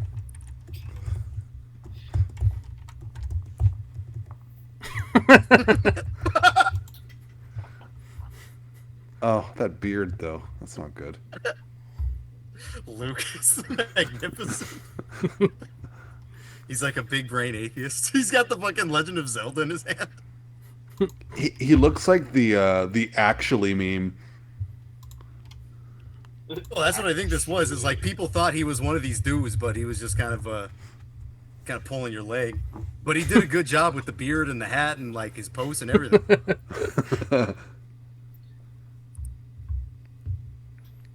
Actually. If you see that animation of him, that's like from YOLO Crystal Fantasy. If you've seen that. Do you? I gotta ask because I've listened to a couple or like a few of the episodes now. Are you in film somehow? Like, what do you do? Because what the fuck do you know so much about this obscure ass film stuff? I'm like, oh man, this is so over He's the a consumer. He's a consumer. He's just a dork. Yeah, I Oh guess my I'm just a God. dork. Like my job is I sell car parts, Okay. and then I like fucking metal. I play guitar, and then besides that, I'm like just watching TV and I don't know, just being entertained, I guess. Okay, because I don't watch a lot of movies. I like movies and I like shows and shit, but like I am a surface dweller. You know what I mean? Like but right now, like if I was here at my house doing exactly what I'm not doing right now, I would just be not watching TV. You know what I mean? Like I find like every excuse not to watch it. So it's kind of one of those things when people like it, I'm like, oh my god, you know so much. You know? Honestly, I think people might get the wrong idea that I'm like constantly watching TV and like doing things. Not really. Most of the time, I'm just scrolling on my phone. It's just kind of throughout my life, I've watched a lot of TV throughout the years, and I kind of just remember. Yeah, you have things. a great memory. Like not even That's just all for it is. It's not like I'm Okay. constantly watching fucking Yeah. television. Yeah, Because not actually, even- most of the time I'm fucking not. Yeah, I was you gonna only say, this watch is gonna like end up like the cable guy or something, where you're like, Yeah, "Oh, I never exactly. had You're parents." yeah, you're Chip Douglas. Yeah, yeah. That's a great movie, by the way. Fuck yeah. That and Joe's Apartment were childhood classics for me. Dude, I was literally see last now week you're in it. telling my wife how fucking good that was, because she brought up, "Are you ready for this? Are you ready for this?" Is my trick. She Mhm. likes musicals. Can't do the musical. I cannot Oh, get no. into that. I don't Oh get it. no. I go. I won't watch a musical, but I will watch Joe's Apartment with you. That's actually a musical now that I'm thinking about it. That's a musical, totally. Yeah, it totally is. Yeah, you got the kitty cat rodeo, you got the funky towel, you got it all. Funky towel's got the funk. Baby, I got the love. Dude, what a great movie. Yeah, dude. Fucking Joe was wearing an obituary T-shirt in that movie too, by the way. Fuck yeah, he was. I think in If you got the that, if you got that many roaches, he's either in Florida or New York. I think that was like a skit before it was a movie, and in the skit there's like a Godflesh street cleaner poster on the wall. Oh, I got to see them recently. Yeah, Yeah, they put. I didn't know Godflesh was even doing anything still. Yeah. They're still pretty active, man. They play a lot of festivals though, but like they had come down for, so like I'm pretty good friends, old friends actually. Who's the guy that likes Tech Death? One of you fucking Probably too, Paul. right? Yeah, that'd be Paul. That's Paul. Are you familiar with a band called Crimson Massacre? Yeah, yeah. Oh, Oh damn. yeah, they're cool. Well, fucking course you know, Fred. 'Cause they're fucking Tech Death, and that's what Canada does. So Damn, that was really antagonistic. right? And that's what We're not- Canada does, motherfucker. And We're that's not why we're we not have asking a him back, are we? So Crimson Massacre is like a kind of like decently popular amongst like tech death guys, like fucking band, Mm-hmm. and he's the singer. So he's a friend of mine. So I actually randomly played a show with them back in like 2002 or 3 or something. Damn. But I'm friends with the singer. He's actually the promoter here in Florida. He does like most of all of the shows that come through the area, nationals, and he kind of losing my train of thought. Sorry, what was before this? Shit. Might Let's have see, to we come went back. Joe's Oh, apartment, then we went Tech Joe's Death, apartment. Crimson Massacre. Yeah, check that. I just lost it. But anyways, he was in that. He was bringing them down. Godflesh. That's where we were. Mm. So Right. he's the promoter around the area, and he actually did a one-off show at his venue in Orlando. And so there was like 200 people there, and maybe 200, and it was amazing. Again, small stage. It was basically a private showing. It was fucking amazing. Damn. Yeah. Yeah. it was You amazing. mentioned industrial bands earlier, and now that I think about it, the one kind of industrial band that I've seen live, I saw fucking Melt Banana. If you know who that is. Oh, They that's kinda awesome. Is They that kinda is count. that? Yeah, I was thinking, is that noise? Is that I- industrial? I don't know. They kind of fall into a grind category to me. Early Melt Yeah, Banana I can see that. versus now, I could see why you would say that now, but like their early stuff was like grindcore. I don't Yeah, know like that noise I've ever heard shit. the earliest stuff. I've heard. I honestly can't even remember. It's been so long. But when I saw Yeah, them, they didn't have a drummer. The girl had like this remote in her hand, and she was kind of controlling the drums with like a remote. Yep, she had an iPad. It wasn't an iPad. It looked like a Tempur-Pedic remote. It like lit up. Oh, wild. Yeah, they've I, come I through a couple really liked times. They- Cellscape. Cellscape's such a cool album. I think that actually might be the one I'm talking about. Cellscape is probably the album that I know most by them. Key is a fact they that a cab played brings. with the last time they came through. I think they came through twice now, and the last time they came through with Melvins. So never went to that because it's not really my thing. Not into the Melvins, not into Paw or. I'm not into noise rock. Oh, okay, okay. Yeah, For that's some not reason, really I my always thing. equate Melvins with like grunge a little bit, Oh, for sure, like or Maggot. like that sludge record's or good. something like that. The Maggot, that record, that's the only one that really held with me. It was kind of like their heavier kind of sound. I did like the first "I Hate God" record. That was pretty good. His voice is annoying, but they're really good. You know who was actually pretty cool that I kind of realized Disgrace sounds like when they're doing their like death and roll stuff. Fucking Buzz Oven. Buzz Oven is actually pretty cool. Yeah, a lot of those bands that I love I know we brought this up before with Fred and I, but like the amount of fucking Finnish bands that fall off so terribly is unreal. That's true. Dude, all of them. I think All I of them. like all of the Finnish bands that fall off, and I like all their fall off records for the all most their part. fall off records. I mean, like Well, Convulse. if it- Well, I wouldn't is, like, necessarily one say of they those all bands turn where- terrible. Like Amorphous still puts out quality stuff, but it's I like some of the later Amorphous stuff, to be fair, too. but they fall off from death metal so precipitously. It's like Yeah, but one who cares? album it's death metal, There's and other then death metal to listen to. I know, but sometimes you just want a bit of consistency. At least Demolith just said, "Fuck it, we're done." Yeah, that's what I'm saying. Yeah. Like that's what I want. That's all I want. That's all I want. I just want him to stop. Stop it! It's how I feel. It's how I feel about, Stop! He's already dead. that's how I feel about jazz. I don't know about you guys, but like I love what jazz is, like in the respect of like, oh, this guy plays amazingly. This guy over here, he plays amazingly. This woman over here has a beautiful voice. I just wish none of you guys met. You know what I mean? Maybe I'm wrong. I don't know enough about jazz to really comment, but I do like You some probably know Zool, and plenty. it kind of feels like jazz. Speaking of weird words that sound like Z's, I got that delirium.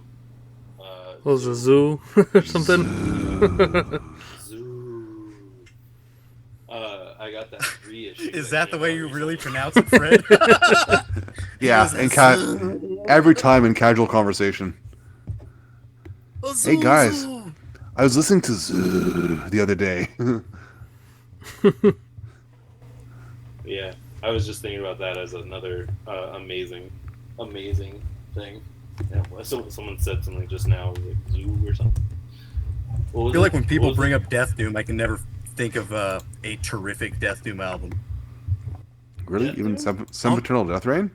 No, I was thinking that, but I was trying to Decompose? get a little bit deeper.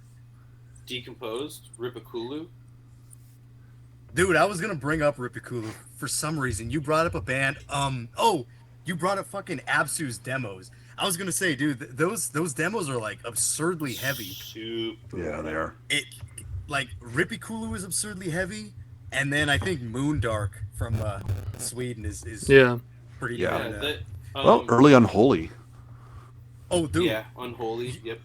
you might know this band. It seems like a lot of people don't, but a death metal band from California. They were called Abiosis. That's pretty heavy shit too. I remember them. There Yeah. was a Florida band, Florida Abiosis as well. Yeah.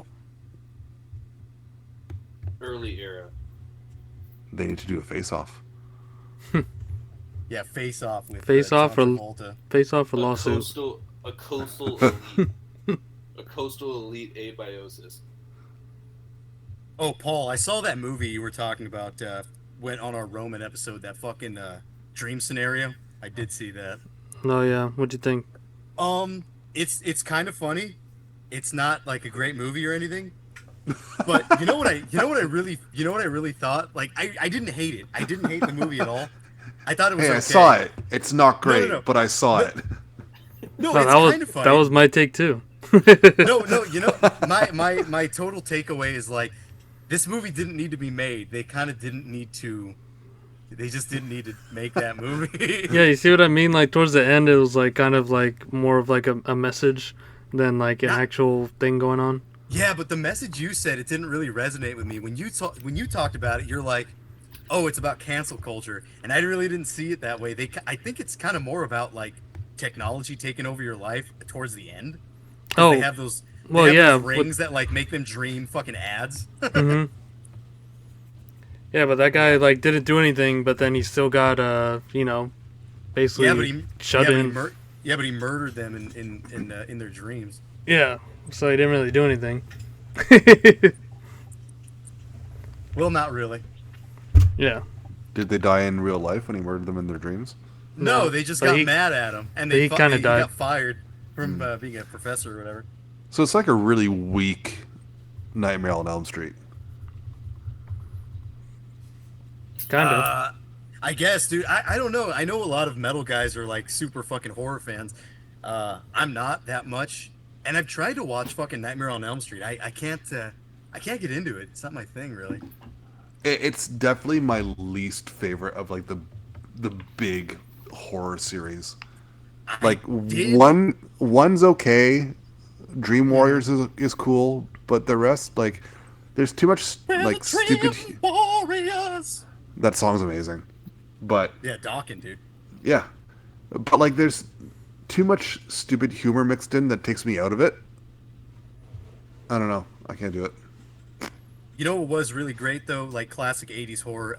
The first two Hellraiser movies, those were actually. Oh, very God, yeah. cool. Love those Oh two. God. Love it. Even you know what? Alright. Even number 3 was kind of campy fun. It wasn't like it wasn't on the same level, but it's fun. Is that the one where Hellraiser like goes to the city or something? Or like, Yeah, and, like if there's one thing that dates that one at all, it's that one Cenobite. it's that, your like, mama. Oh no, I'm just kidding. Wow, rude. So you said dates that one. I'm sorry, Fred. Fred's gonna get real sick of my shit one day, and he's gonna like erupt on the show. No, that's it. I'm not finishing my story. That's it. I'm done. Now finish your story, dude. No, I was gonna say the one that shoots CDs out of his face or whatever. It's like the most 1993 demon that could possibly exist. He shoots CDs at you, and Oh, they get yeah. impaled in your face. See, that's kind of an advert in the movie. I wish they had like an insult in that movie where someone calls that guy a total disc. Total disc, dude. You totally disked me. Yeah, see, Stupid. there you go. You know which one was good too? Terror Vision, the one where the monster comes out of the TV. Do you mean The Grudge? No, it's Terror Vision. There's like some metal dude. And he's wearing a Wasp t-shirt, and I think he's wearing a wig too. All right, somebody Well. take us home. Well, Yeah. take us to the next step. The Freddy? next step. Why are we here? What are we listening to? We gotta listen to something here. We gotta listen to something.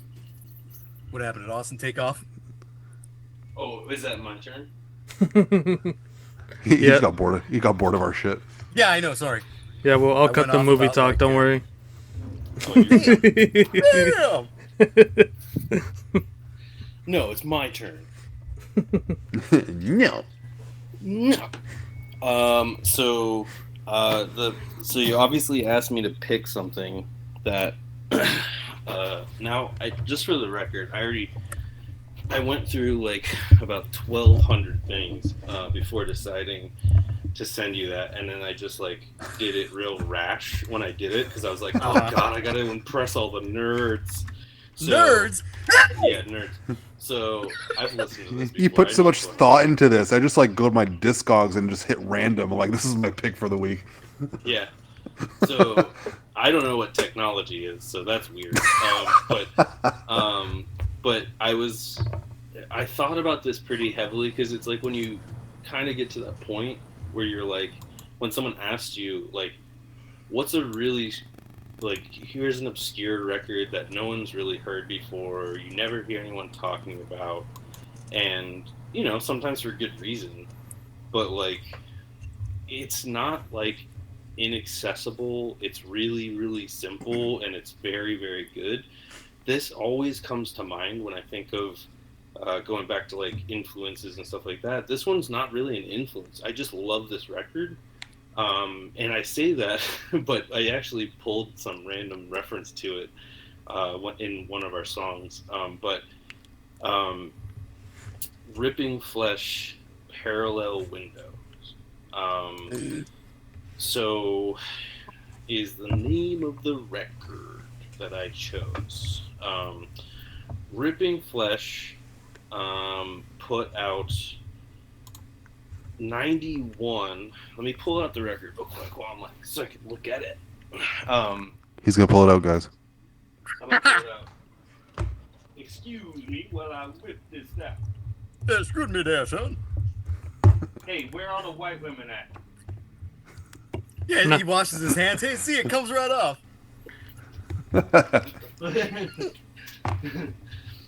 So, so I picked this record because one, it's super obscure. I love I love the art. I have the comp with Mercy, which was a '92 release, and Parallel Windows, which was their demo. And it's so goddamn good, dude.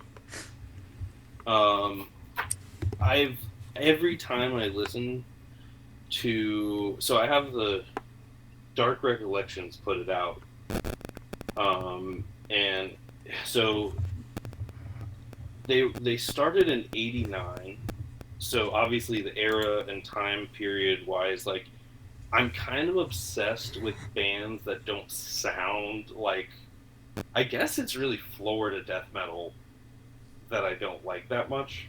Not to be too blasphemous, but but like Florida death metal in the more popular or on the more like surface dwelling side of things, like I just don't like that sound.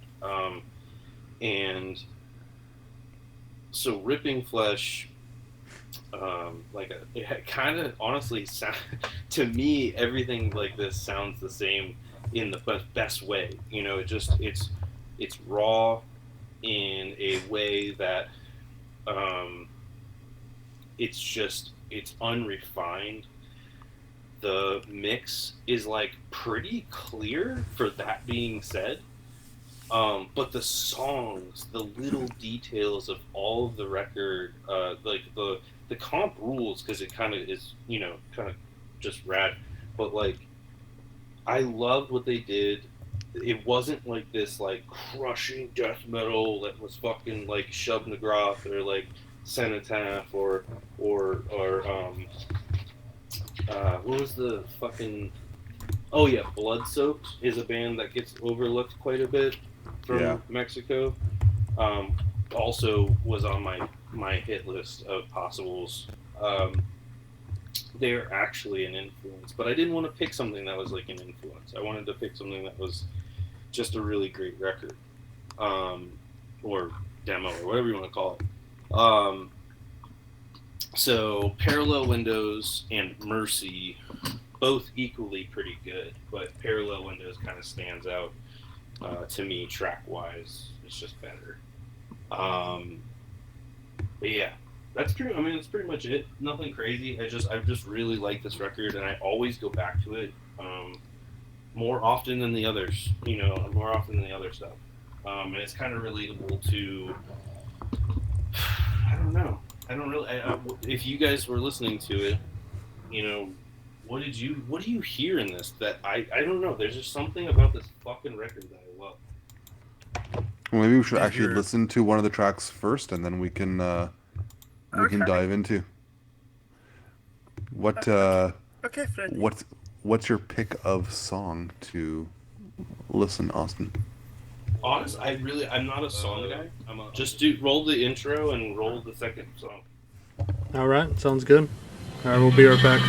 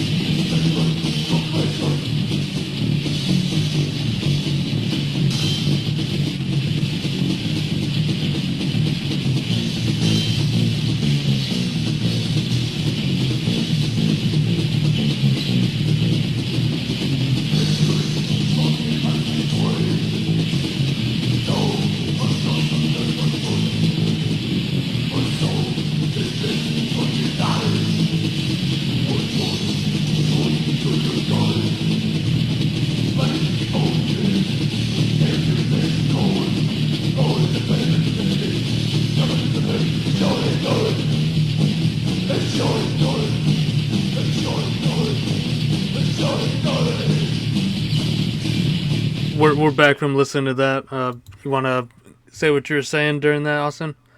Hang Yeah, on, I'm hang the on. crunchy It yoga sucked. instructor.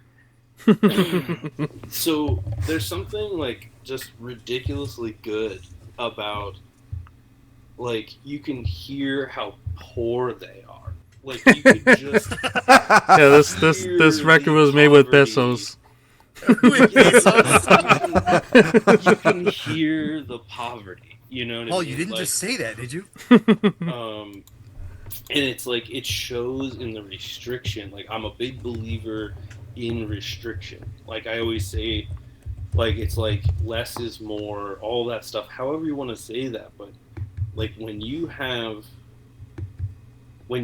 all of the budget, when you have all of the money sitting in front of you, like you start making different decisions. When you have to get through something, like listening to interviews and reading interviews of these bands that had like, $10 to their name.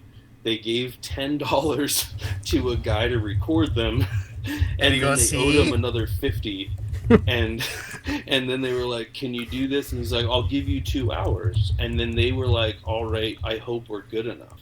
You had to be good. You had to be a good band. You had to actually be able to play your shit. They went into a room, they practiced, they came out, and they were like, "We can do this." And then they got into the studio and they were just like, "All right, here's $10. Make this sound okay." And they're like, "See, you know." Yeah, they weren't writing this in the studio and shit. No, dude. Like they just fucking they this was practiced. All those stops, all of those janky fucking sounds, like all those jagged stops, like cymbal stops, and like the production of the drums. There's like probably two microphones in front of that thing, and like it all just sounds distant. It sounds like it's all one room. It's live. They're looking at each other desperately trying to get it right so that they can fucking put it out. You know what I mean? It's just so desperate, and I love that. I love that I can hear it. I love that. Yeah, especially so early, 91, and these guys are like doing some groovy ass death metal between like the fast Slayerisms and Cannibal Corpse Yeah, shit. It's like the riffs are they there, like the writing's there.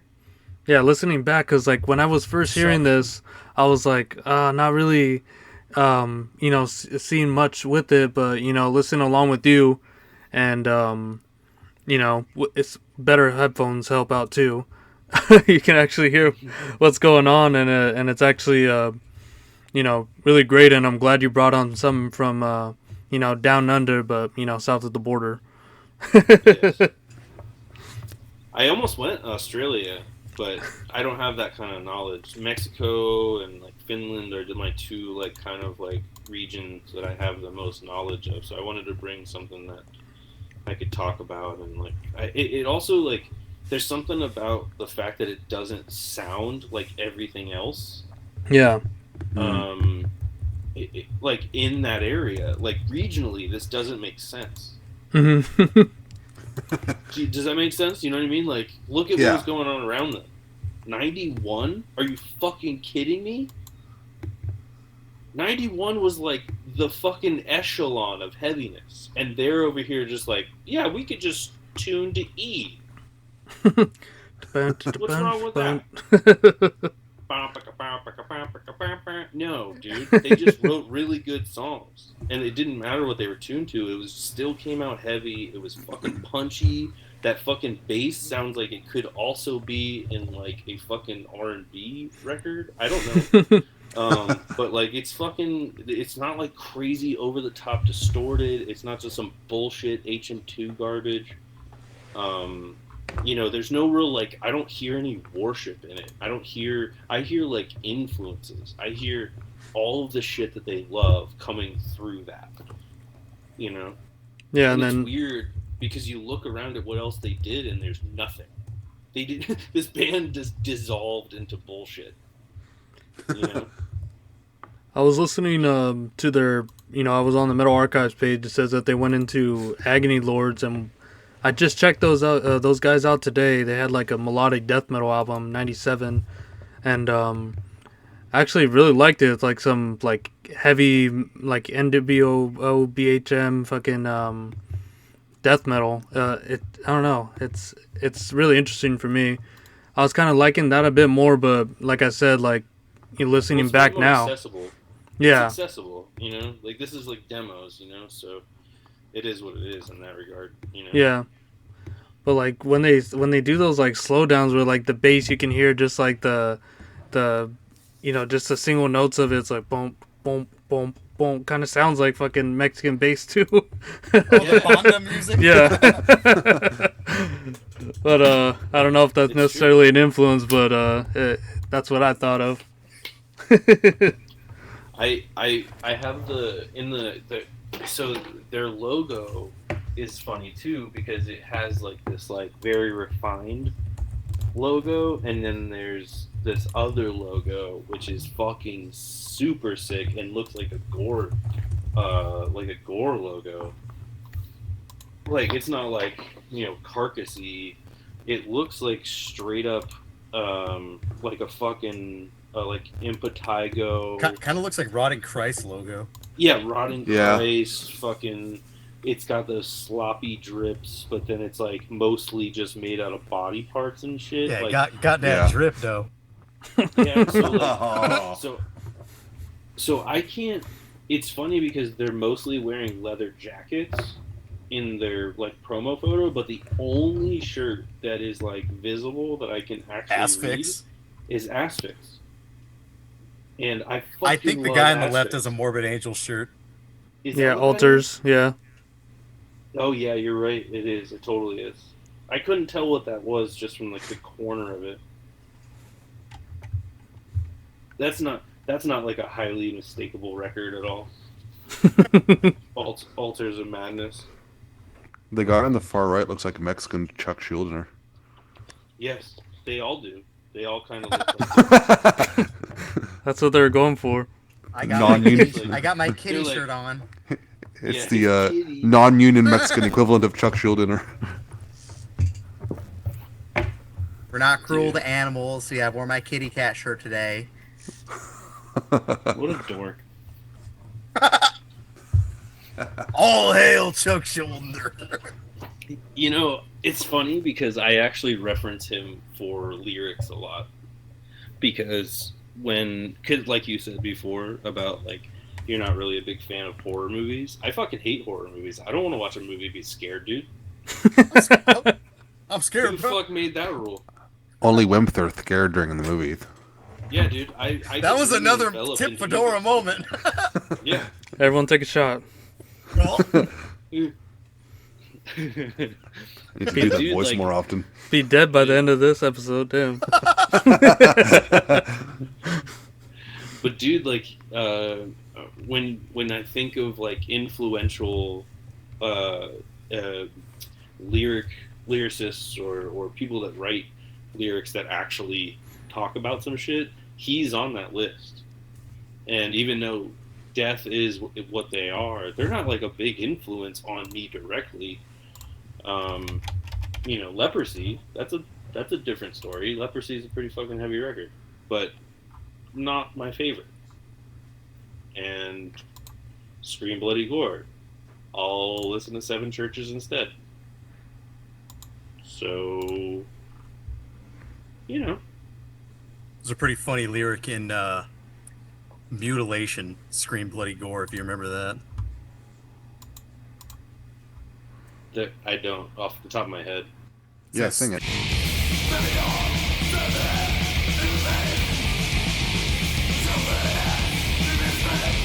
Damn, Chuck. Damn, Chuck. All right, white boy. No, I was kidding.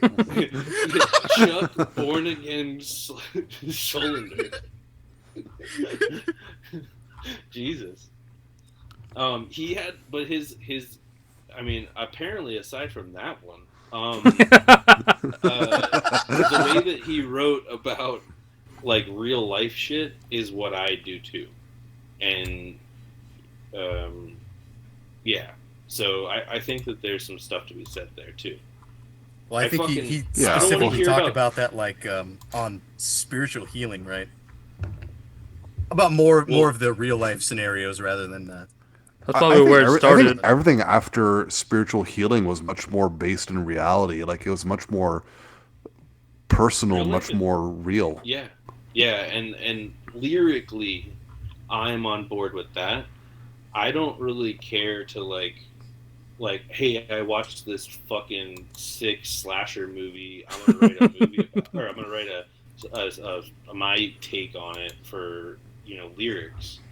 That's Yeah. not really doing anything, to be honest. I feel like I think it's sometimes kind of that a just cop out. happens. You That just just haven't seen the happens right with slasher movie yet. yeah. Yeah, I feel I like know.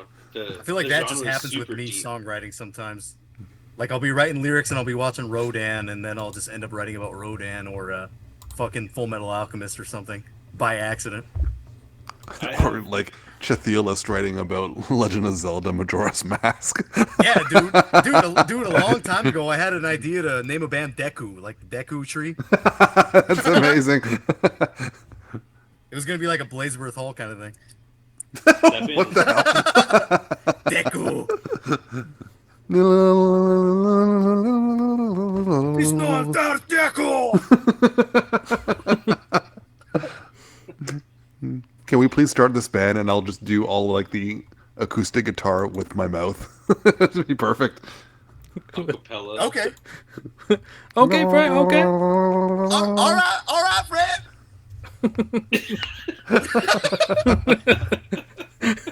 That'll be the ad libs. It's How do like, they, do you- how do they even All allow right, us on Fred. YouTube? all right, Fred. Okay.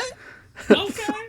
I don't know if you guys have ever seen. There's this like classic video of 4th of July. There's this like black dude in a fucking mobile wheelchair, and they light a fucking like M80 next, or they light some fucking things that spark up into the air. I know And exactly what he you're goes, talking about. his chair doesn't move. They're like, move, Tara. Hey, Tara, get out of the way!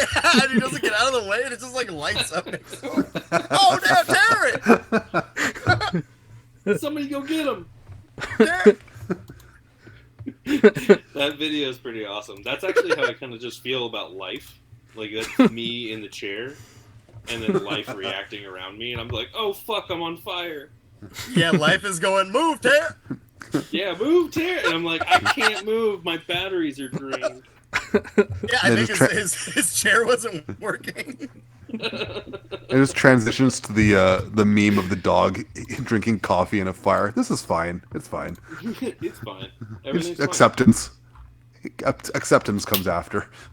What the You dog? know how I deal with things. I just bury myself in distorted bullshit. What the dog doing? What the what? My dog's got diarrhea. He had to go to the vet today. He's been fucking doing all over the place. That's the worst.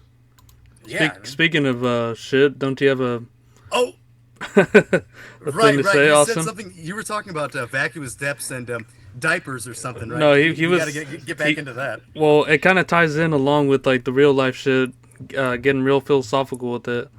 Right. You had a great analogy So with production. I think what you're bringing up is I was just saying that like I said about the blood thing earlier about like garbage truck full of blood. Like when I think about the restriction of like a recording, I think about it in terms of like you get all this money to take care of this like wonderful thing that is a recording, and you have to take it super seriously because that is essentially everything you could possibly do to make it sound like what you think the band should sound like. But when you have every dollar at your disposal, then it's like it kind of turns into a baby, and it's just like, oh, I gotta take care of the baby, I gotta fucking change its diaper, I gotta fucking, oh, it's got a shitty rash, now I gotta fucking put some cream on it, and then like, but I'm over here just sort of like, leave that shit in that diaper. Maybe that rash is gonna make it sound better. That almost sounded like an emo Phillips bit. Maybe leave the shit in the diaper. Yeah, like kind of like I don't know. Maybe what doesn't kill you just just makes you call me stronger. Crazy. But have you ever seen and I don't even know what to say, but there's just like, you ever seen like a poor kid with a diaper that's filled with shit, running around, no clothes on, just Haven't seen it, but I can picture it. yeah, like what I kind of picture is like that's my recording inside that kid's pants. Like how do I like I literally like this is a direct quote. I went to Dan, the guy that recorded the record, at his studio, and I went, "Hey, dude, hey, you're doing a phenomenal job, but we need to make this worse." So let me shit in it real quick. You're doing a So- phenomenal job. Can you stop? Just knock it off, dude. Do you have an intern that can Try work on hard. this? And what's funny is that Who are you trying to what impress? but this goes back to an age-old question of like at this point, right?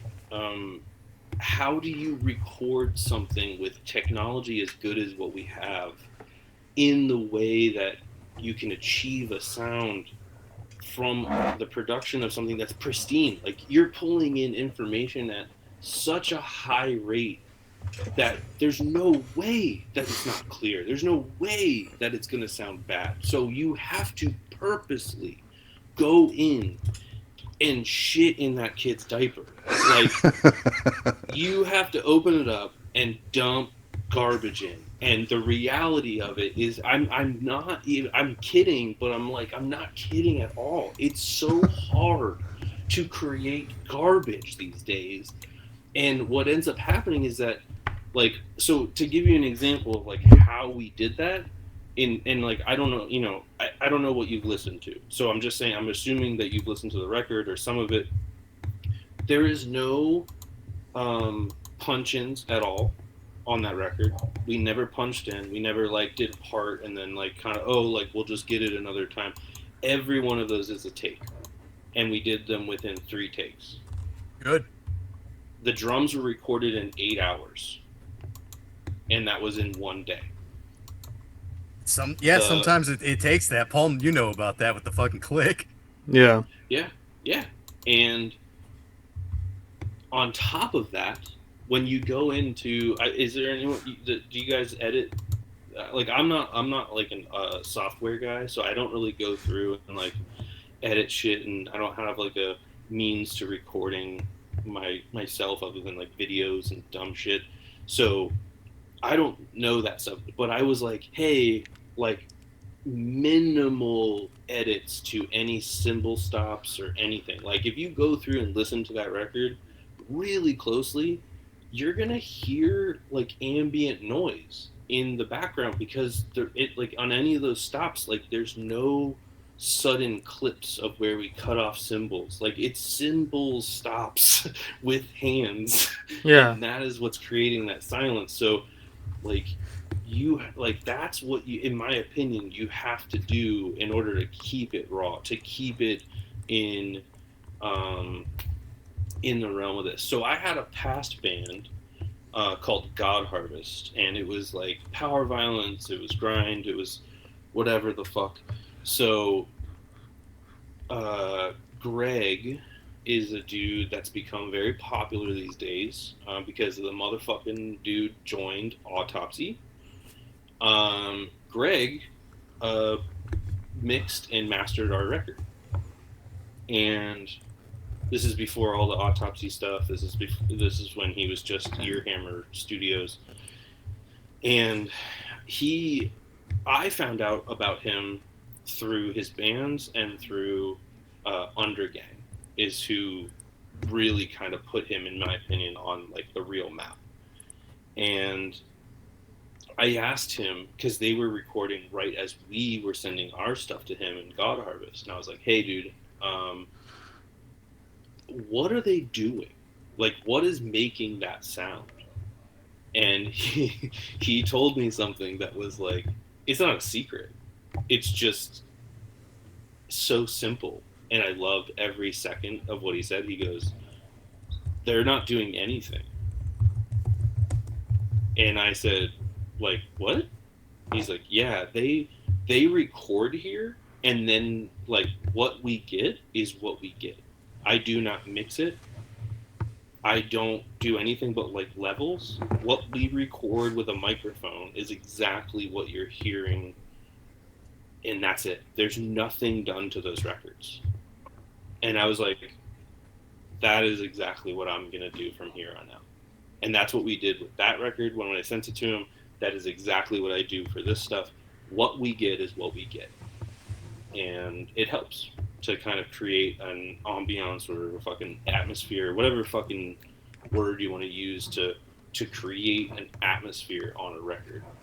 And drums are a huge start of that too. But yeah, so It's almost sorry like to a go off on that tangent. no. That's good. That was all great.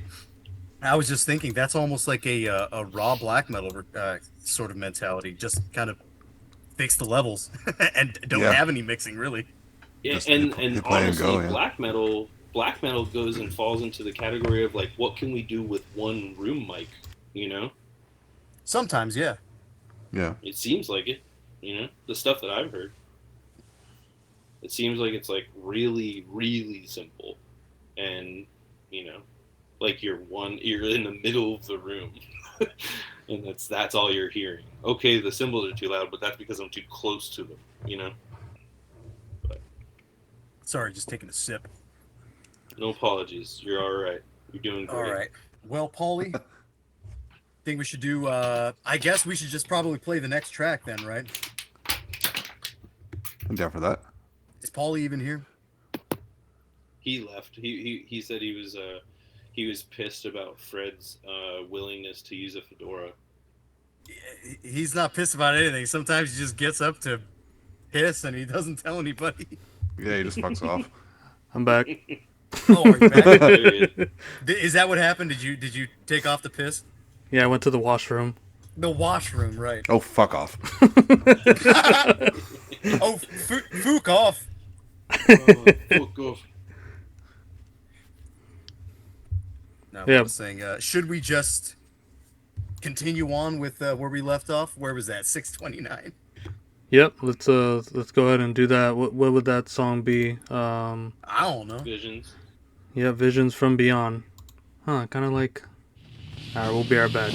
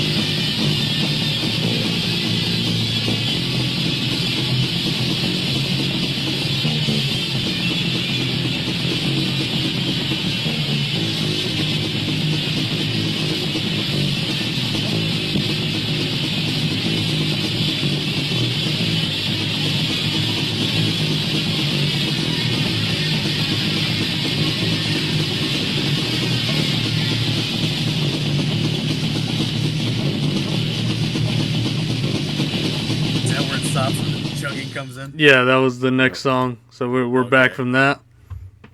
No timestamps, YouTube. Come on. What is this? What is this? 2015? We need a bot that could just do that already. But yeah, We are the bots. We are the robots. Only death is real. Satan. Golgroth. Satan. Trollheim. Trondheim. That was like a fucking Banjo Kazooie song at the end of the Trollheim record. It goes, bam! What do you guys think of Visions from Beyond, though? I think Hey, fedoras. We're talking about ripping flesh. You guys, your new ska band is pretty sick. Hey, we're busy autisting here. Skull I band. don't want to live working fast food all my life. Sell out with me today. Sell out. There you go. Skull They band were called the the Fedoras. They were the first band that I ever saw live, like on Real my Big own. Fish. Yeah. I saw them too. Maybe in 2015, maybe. Oh my god. Whoa, that was way late, brother. Yeah. It was called It's Not Dead Fest. It was like a bunch of old punk bands. So it was like Real Big Fish. It was Less Than Jake. It was No Effects and The Descendants, I think. And DI was there too. DI? Yeah, DI. You know, Richard hung himself. Oh. Yeah, those dudes. I was gonna I think say because that's a pretty hefty Warp Tour that you went to. It was very similar to a Warp Tour. Might as well have been. Jesus. Yeah, I mean, really. Dude. The solos in that song. Are if wild. you played them through a wind chime. It's like the equivalent of it. It's so loud in the mix. Like, there's something so goddamn funny. Like, we don't have any solos. And I always get a kick out of, like, I think it's a Japanese thing, too. Because the Japanese do that shit a lot. They overdub incredibly loudly. the leads over top of everything, and it's so fucking funny. I just get a kick every time. I'm just smiling ear to ear. I'm like, yeah, your solo is a solo. You're the only one I can hear right now. Well, like I said when we were listening to it, I kind of thought it sounded almost identical to like the little tapping part on Leprosy. Yeah, That sounded like that. I don't think it's we undeniably a death like feel. yeah, yeah. I don't It's think we mentioned undeniable. this when we were recording, but I did say that a lot of the fucking I think my phone just went off. I think a lot of the like stop starting parts kind of reminded me of like the first Pestilence record. Mm-hmm. Yeah, Yeah. yeah. I love Pestilence. They are a reference point for us. A lot more than you would suspect because we definitely are not like we're not a thrash band by any means. Um, but I definitely don't have the skills personally to do that. Our new guitar player does, but I don't. Um, so when I write kind of walking kind of riffs, I always reference Pestilence because they also kind of nailed rhythmically, which is how I kind of write. Not kind of, I do. Rhythmically, I write. So I think about like interesting lines, but also interesting lines that do interesting things with the drums. You know. Hmm. Uh, so like Pestilence is definitely like a huge. I think it's more prevalent than the death thing, but I think you nailed it with the Pestilence reference. Mm. I also mentioned the keyboard sort of reminded me of well, we didn't really get into this either, but this actually kind of does sound a little bit Finnish in certain Yeah, aspects. Uh, the first thing that I came up with was like the keyboards, and I said it kind of reminded me of Garcherot, who are sort of like a more atmospheric version of Unleashed, is what I would like, kind of compare it to. Hmm. Um, and then maybe even a more keyboard-driven band, which this kind of reminds me of, which is like really thrashy. The French Catacomb sort of reminded me of that a little Catacombs bit is too. fucking Yeah. awesome. Yeah, Yeah. that like I forget what the name of the EP is, but it has the song "Hallucinated Mountains." I think it might be called like "Key to a In the Zath" or something like that. in the maze Some of sort Kadath. of In the yeah, mazes of Kadath. that. There you go. Yeah. Right Yeah. there you go. Yeah. Those synths kind of reminded me of, Point for Fred. even though the we're doing the trivia thing again already. Yes, yes, yes. The I don't know if anyone remembers like the synths that only come up in a few parts in Vital Remains' second album, Into Cold Darkness. But yeah, the synths kind of made me think of that. I totally hear the early Pestilence, and I kind of connect that also to like early Atheist and early Cynic, in a sense, but much dirtier. And I for don't some reason, relate to I either of them. Like I don't oh, like early atheist is definitely the atheist that I would care about, but I don't listen to them. I've tried. I never go back to it. I almost never revisit it. And anytime I see it, I'm like, I should like that, but I really don't. I don't know maybe if something you about it. listen to the Ravage demos, because they're a bit like, I think they're a bit more up the alley that I think you would enjoy. They're Yeah, like basically the early Atheist stuff, but just like stripped down and dumbed down a little bit more. So that's kind of what I like about it too. Like when Atheist, I still liked Piece of Time, and I like Unquestionable Presence, but I never listen to it because it's just too far out of my realm for any regular listening. But some of the chunkier parts, I think we said, I heard like a lot of Baphomet and Banished sort of kind of sound in there, even like early Immortal Suffering. But I don't know why, but Grotesque Infection keeps rolling around my head when I listen to this demo.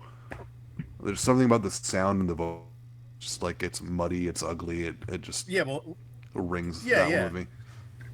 You know, like we talked about, it has kind of the death sound, and I feel like Grotesque Infection has that to a certain extent, to Yeah. where like Death sort of abandons heavy metal like early on in the late '80s, and kind of almost like turns itself into a primitive grind band or something. And I feel like that's the yeah. way this band kind of operates too. Um, Yeah.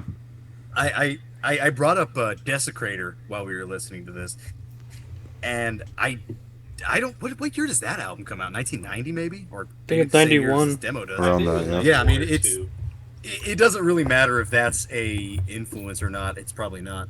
I think the fact that the kind of the scope of what Death was doing in the late 80s kind of just flows into a lot of this early death metal, like you said, Austin. It's all thrash anyways. At some point Yeah. it's very much because death metal's not even really a thing at this point. It's just very brutal thrash maybe. That Desecrator was 91 for sure. Hmm. I just checked on the set I have. Yeah, it fully is. I have a there's just something about this sound of like how this band sounds. It just is like my favorite sound of death metal. You know what I mean? Like there's a million ways to sound like death metal. There's a million other ways to like ruin it. But there's so many other better ways to do it, and it's like it's so unique sounding, but it still sounds like other shit. Like you can just I love being able to like I want to be able to hear all their influences, but not have it be a worship thing. Yeah. Yeah. Mhm. And it's so early on, like 91. That's pretty fucking early in Mexico. I don't know what's going on in Mexico in 91. I think Mortuary You know? just had their album in like 90, so that was Yeah, like it was the only reference 89 point, or maybe. 90, right? It was early. I thought it was actually earlier than 90. You Yeah, guys Then you ever got heard? fucking Toxo Death. Oh yeah, Toxo Death. Yeah.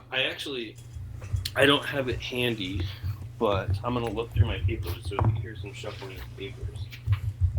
I have this awesome Mexican death metal book. It was a collection of zines from 87 to 94. So Frightful Cross should be in there.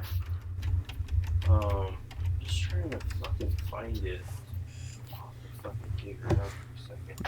But it's I actually was gonna bring it out for this, and it came with this just amazing, like it was just a picture, like a landscape picture of fucking Mexico, like an overlay of the map, and then it just had all of these lines, like a diagram, placing all of the bands that were around in the certain areas.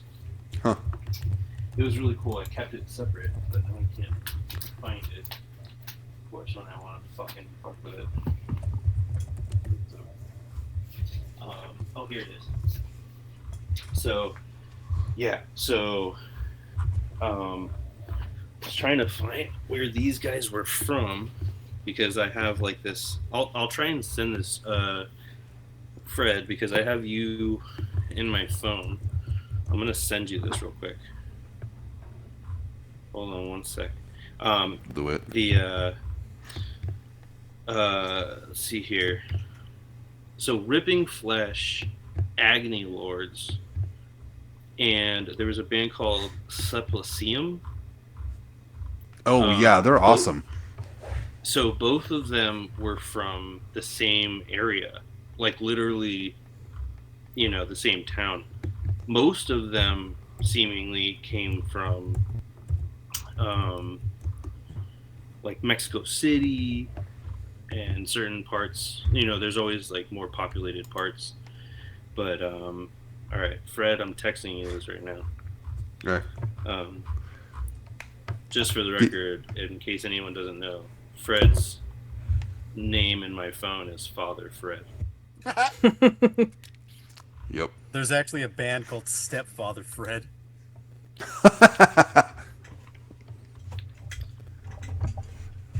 So just because you mentioned them though, have you listened to Supplicium? I haven't. No, some of this stuff I hadn't dug too far in. But, They are fantastic. Those demos are just incredible. There you go. It's funny because some of the more brutal and some of the more kind of random, like there's a couple places on this map where there's literally one band from the entire area that is worth a damn. and it's kind of crazy. So like Chihuahua, for instance, has embalmed, Dark Half, Death Warrant, Task Force, Yeah. and that's a border. That's a border of Texas. But then you get, um, down into like, uh, what is this, Estado? I can't read it because it's fucking small and I'm old. But like you get into like Shub Nagrath, Anarchist, fucking Cenotaph, Blackthorn, Bloodsoaked.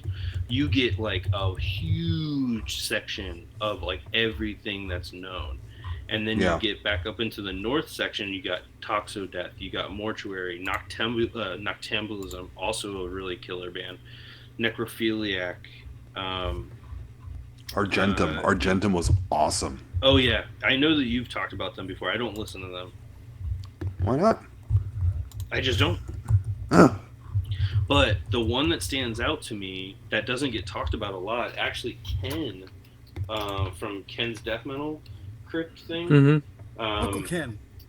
Uncle, yeah, everyone calls him Uncle Ken. It makes him sound like a rapist. It kind of does. He was like, "Oh, it's Uncle Ken. He's got those touchy feely hands out again." Um, him and I go back to our demo day. He reviewed it, and him and I have become friends since then. And we actually hung out in person, um, this past year. You didn't go into the he came, crypt, did you? No, he came down to Florida. His crypt is coming to me, so he's gonna be moving here. That Oh, sounds damn. so wrong. So he went, yeah. So you'll be here too soon. Don't worry. I got all your little neighbors around me. But Sounding creepier and so, creepier. yeah, man. We're gonna be best friends. So We're coming for you, Fred. I just can't read these fucking towns because I don't speak Spanish or I'm blind. But there's a band that really stood out to me. They're basically incantation, but the Mexican incantation, which is infestation. Oh yeah, That the Mystic Sorrow is fantastic. Yeah, dude, fucking phenomenally heavy. Yeah. So that was just a really cool map. I sent it to Fred, so he has it. He can share it to you guys too. Yeah. But really cool. That came in the zine that I got, and it's like a comp zine. It's basically got all the issues. I wish to 94. this map, and it might be here and just too small for me to see because I don't know where they're from, but Frightful Cross, they were one of the earliest death metal bands in Mexico that I can think of. I think their first recording was like 87 or something. Holy shit! Frightful Abortion, and it's such a good demo. It's fucking wild. I mean, their sound was so vicious, man. Yeah. Like I'm a kind of a sucker for like mean death. You know what I mean? Like just when it sounds fucking pissed. That's what I want. One of the really ass. weird ones from Mexico that I like a lot, and I don't know how the hell to pronounce this, but Pythum Gurdum or Pythum Gurdum? Pythum Gurdum? Either way, they're the ones that wound up having a split with fucking Dawn of all bands, and the one album, Gorific Carnal Confessions, and that album is such a weird sound. It's dirty. It's really bass heavy, and they came out with a new album like fucking 2 or 3 years ago that was way better than any comeback album like 20 years later should be. And I remember the really weird thing about that band is their lyrics are anti-Satanist. They're not Christian, and they're like still like violent, gory lyrics, but they're about destroying Satanists. It's really weird.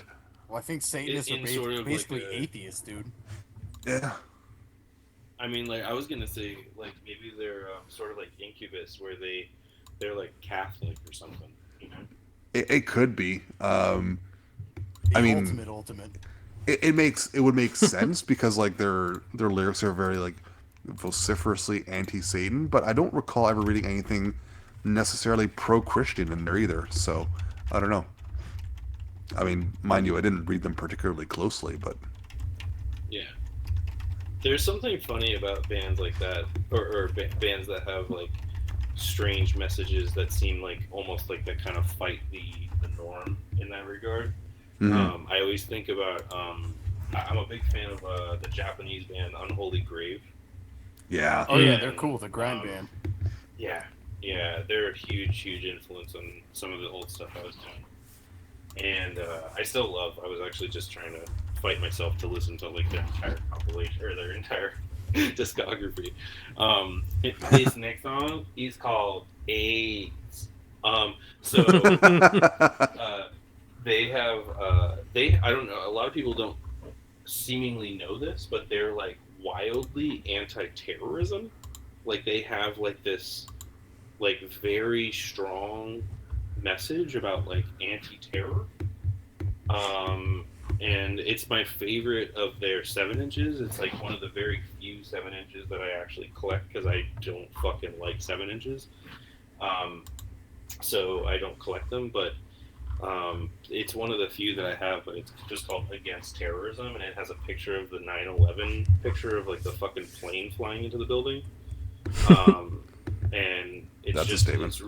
it's just really strange to hold certain like these bands. Like we have a really strong anti-Scientology uh, thing going on, so it's always pretty interesting to see how that worked out.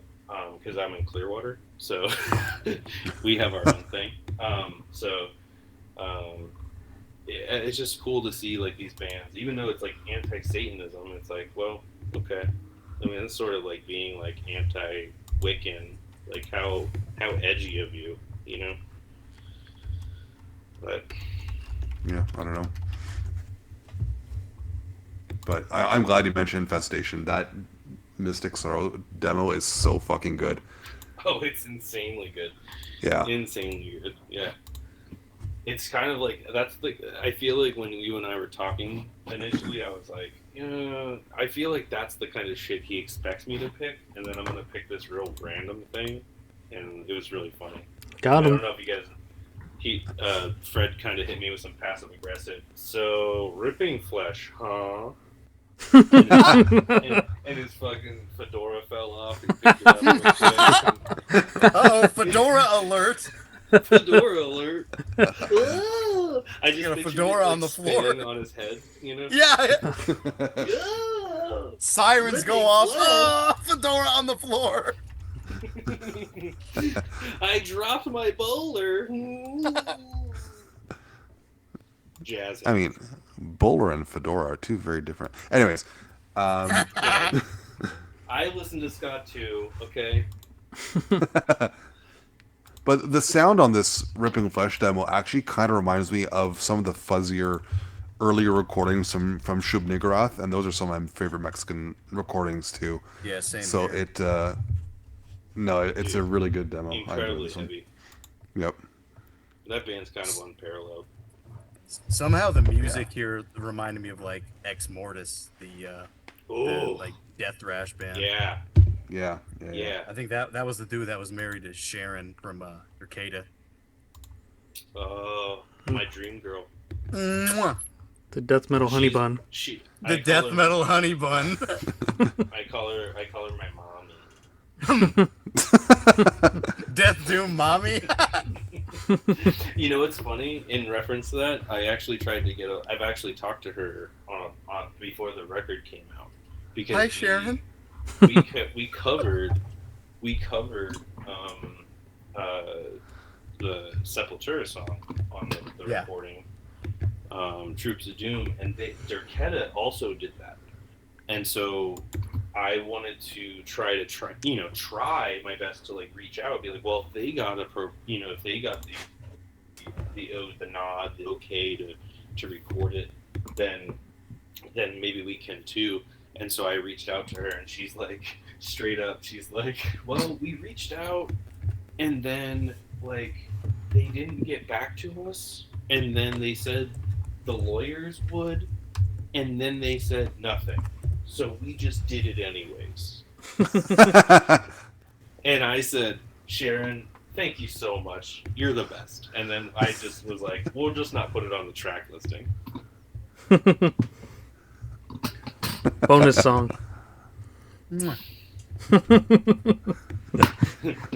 Also, send me pictures of you reading books. She reads. She's my mom. It got weird, guys. It got weird. If you guys aren't attracted to Sharon, you're out of your goddamn mind. That's true. That's true, dude. Yeah, Just putting it out she's there. like, she's the ideal. She's kind of like Carrie Green, the Goonies, dude. She's a babe, and she's fucking in one of the heavier bands that existed on this planet. Yeah, they got That that Consecrated is true. Ground fucking demo was awesome. So there you go. I mean, even the album was fucking cool. It was Yeah. really good. Which is your favorite though? Do you have like a favorite release of theirs? Probably the demo. Okay. I actually really love that the fucking I don't know, is it the EP or the LP? The fucking not Temptress. What's the word I'm looking for? Fucking the girl. What's the Succubus? fuck? No, the chick on the front and like it's like a demon lady. She's Are walking. you talking through about the Premature Burial? Is that what you're talking about? No, the other one. The other fucking one. No, Premature Veil is great, but I actually like the record. The fucking record's really good. I don't know. For some reason, I'm spacing on the name of it. Yeah, the last track on the record, and Death We Meet, it had a really cool riff. It was like, You mean Goddess of Death? Goddess. There we go. Goddess of Death. There we go. That's one Necroharmonic released, isn't it? That's just all their stuff combined. Yeah, that was kind of like my this is what I have to have. I have to have everything of theirs. I like comps. Yeah, This comps is real. what I do. Comps are where it's at. I want everything at once. Yep. That's all I want. now. It's my death metal, and I want it now. Oh god, that's what that lady kept singing on fucking Curb Your Enthusiasm. My structured settlement, and I need cash now. Yeah. Hey, when you spoke to Sharon, did you ask her if they're put out a new album yet soon or what? Like, it's been fucking 12 years since In Death We Meet. They've been trying, I don't know if you picked up on it, if you've watched any interviews or anything No. like that recently, but there has been some, like, massive tension, seemingly, with, her she just seemed like she was really bummed about not being on, like, festivals and stuff.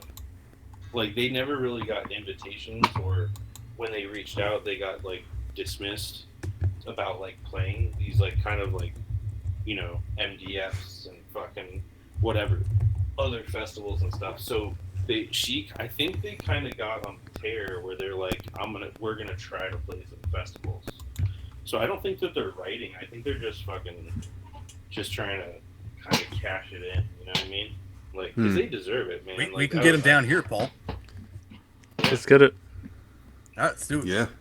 Yeah. They might be a cheap date, and they might be really fucking sick. Yeah, we can get Fred down here. We can get the whole gang. We can get the whole BBR gang down here for a fest. BBR. I Well, was gonna say when you were talking about the Ripping Flesh demo, you were talking about like less is more as far as production wise, right? Yeah. Yeah. This is so stupid. But when you said that, it reminded me of that commercial, the Charmin Ultra, less is more. Oh. All I picture with something like that is shit all over my hand. Well, yeah, we all go. Why don't enjoy the go?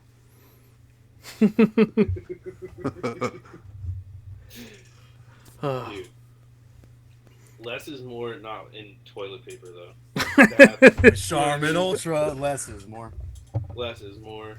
But like, I want more. I want a paper towel. Give me do they something to call wipe those my in ass. Canada? They probably call those blankets up there, huh? Blankets. World ass blanket. Where's the Damn, ass Brett. blanket? Where's the butthole blanket? Where's sheets? Yo, woman, grab the poop knife. It's called a spatula.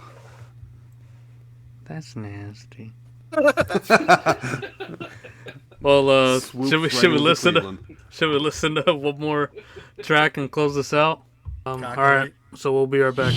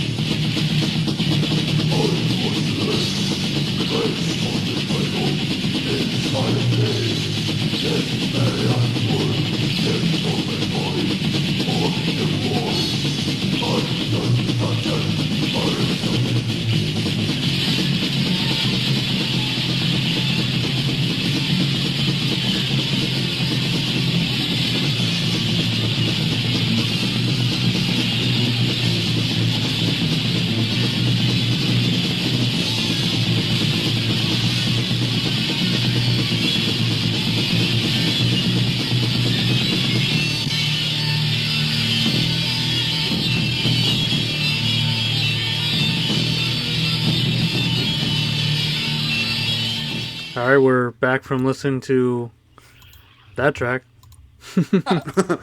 Yeah, that was like the fastest one, and I know I said it was like Cannibal Corpse, but like you said while we were listening, Austin, that this is like where it's most apparent because just the vocal patterns on that, and just like how you said he was like barking them, it's like just straight up even back to life Chris Barnes era shit. Yeah, like AKA the best era The best CC. of Cannibal. And it's apparently a touchy subject because they're like the world's most popular band now, so that's a thing. Not sure Yeah, what's up I with saw that, someone but- taking shots at Chris Barnes today. I think it was on like Facebook or Twitter. Chris Barnes said, Just today. yeah, just today, where Chris Barnes is like, oh, it's a good thing that fucking Pestilence and Deicide are using AI art because now everybody knows how shitty they've been since the '90s. And so somebody commented, they're like, we should use AI on your vocals. Yeah, I saw that. Dude, honestly, I think there's something so goddamn funny about when you have a dude that literally sound like it's when you do something that no one else is doing, you have to ask yourself, why? Why is there no one else doing this? It's because it sucks the biggest dicks you've ever seen. It's the worst, dude. Yep. I'm the baddest motherfucker you ever seen, man. You ain't seen my shit yet. I just fucking hate people, man. Dude. But, I mean, back in the day, like, watching those fucking old Cannibal Corpse videos where it's just, like, him in Russia, like, commanding a stage like he's about to fucking murder everyone. Yeah, those Give are awesome. me Yeah. a break. Those are some of the best goddamn lives takes ever. Like, punishing. They were punishing.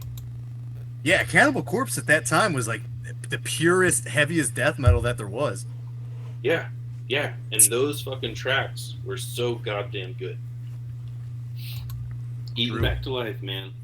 And Rip and Flesh got tore from the same cloth right there. Dude, there was another band that I was like thinking about last night, and then I thought maybe it's kind of stupid that I would even bring this up. But a lot of the parts on the Ripping Flesh demo remind me of fucking Baphomet, dude, from Germany. Not the death metal one, the thrash one.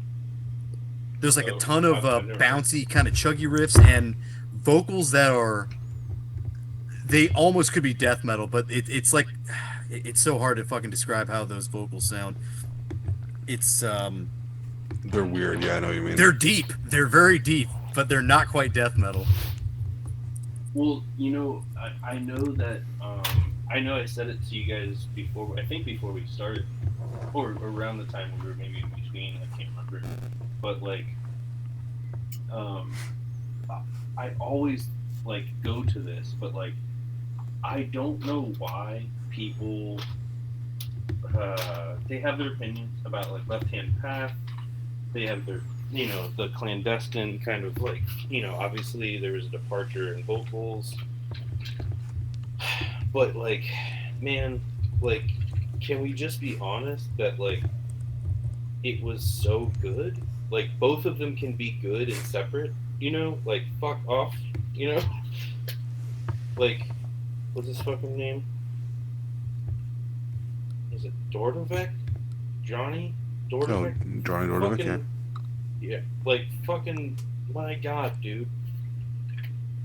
Those vocals were so cool. They're so good. I literally hate when people are just, oh, dude, the vocals ruined that record. No, motherfucker. They made that record. They ruined You got which it all record? The backwards. Unleashed record? What's that? I said they ruined the Unleashed record. Is what you're talking about? No, No, in two, Clandestine. like, the Oh. fucking Clandestine.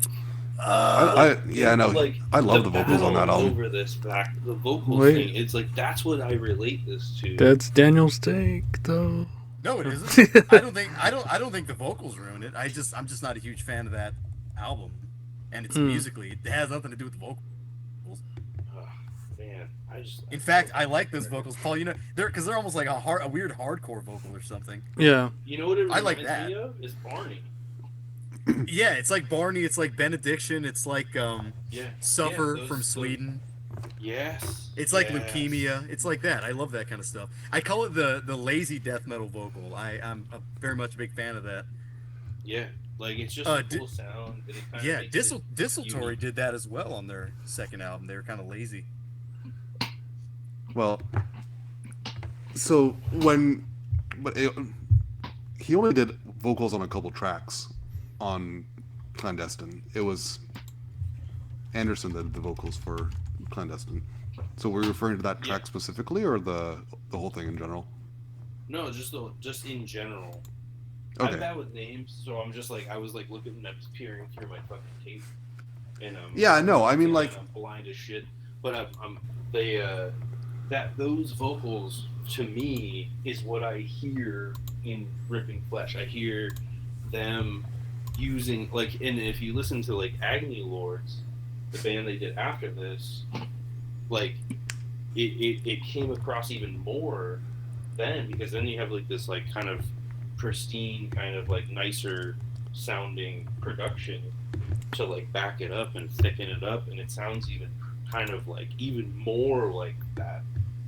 And it was just I think that plays a part, because I know how influential it is to me personally to have that like that vocal, like kind of like a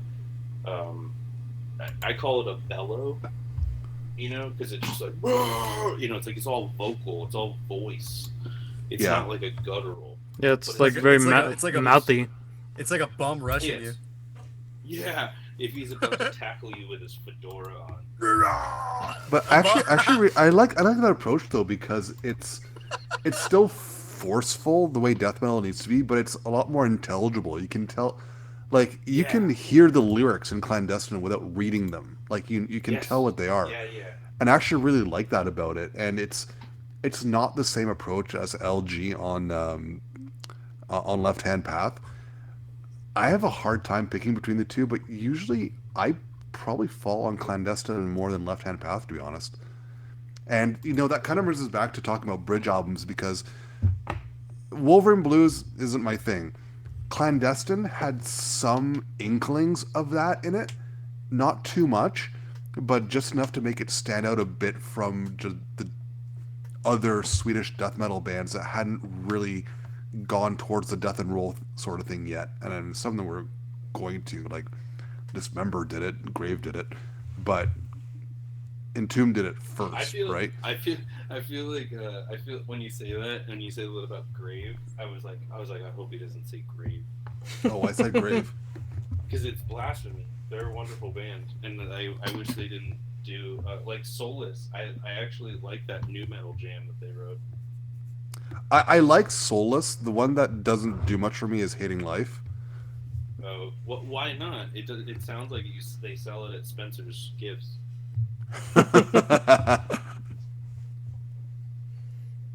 Dude, I'm gonna put this out there.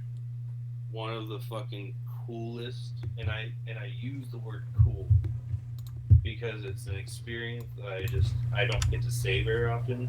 One of the coolest fucking things I've ever seen live is Grave playing. They did a reunion tour, or I guess like an anniversary tour of Into the Grave, and they came to Tampa on like a weekday, and I fucking shit you not, I watched them play that entire record at full volume, and in a room of, I'm not shitting you, fucking 20 people.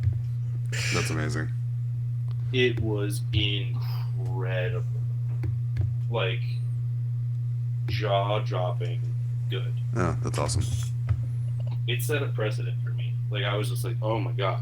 Like, this band is infallible. It sounded identical, too. Like, it was just, like, exactly the same. So, dude. Are Graves still together? They haven't done anything in ages. They just had a big thing go down recently. They had to cancel some stuff. Because they lost, I think, a couple members, which is not good.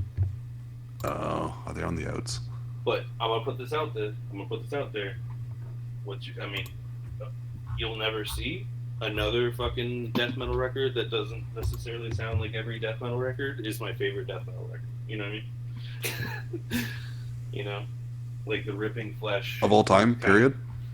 I mean, like, oh no, not of all time. No. All right. Okay. It's just, it's like, it's a favorite. It's like, it's up there. You know.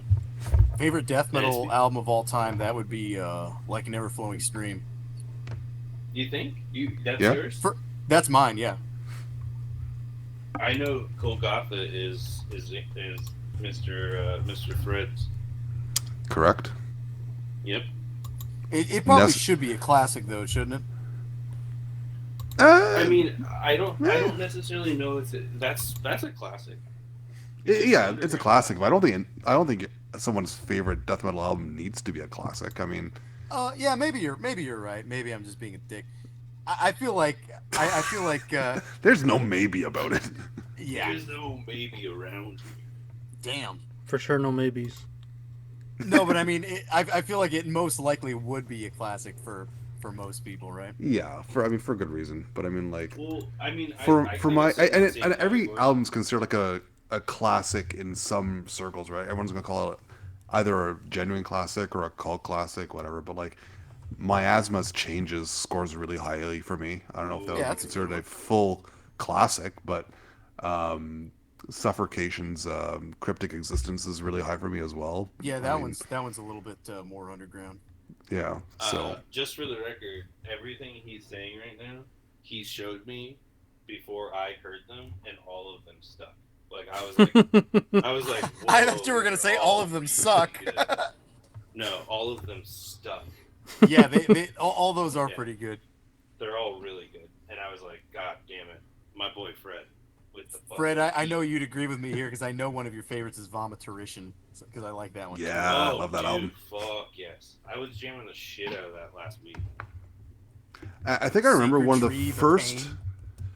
I think one of the first bands I showed Austin when we started chatting, because I've been waiting for this fucking CD to show up from Brazil for God knows how the fuck long. But a death metal band called Morbid Death that released demos in '91 and I think '93 or '94. And that '91 demo, Death Punishment, is fucking sick. I was trying to remember when we first started talking, you had only heard our demo, and I asked, I can't remember why we started talking. It was just probably collection stuff or whatever that you had posted, and I was like, I probably said something like, "Dude, you own all of the things that I want," or something to that effect. But like, what's with all the computers?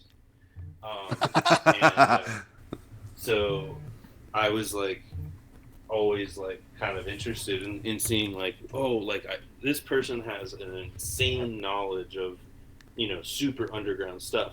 So you said, and I don't remember the band because I definitely didn't know the band, and I ended up looking it up after we had chatted for that moment or whatever, and I was like, yeah, what do you think? And he's, oh, you're like, yeah, the demo sounds like this thing, and I was just like, oh, dude, like that sounds exactly like this. What the fuck?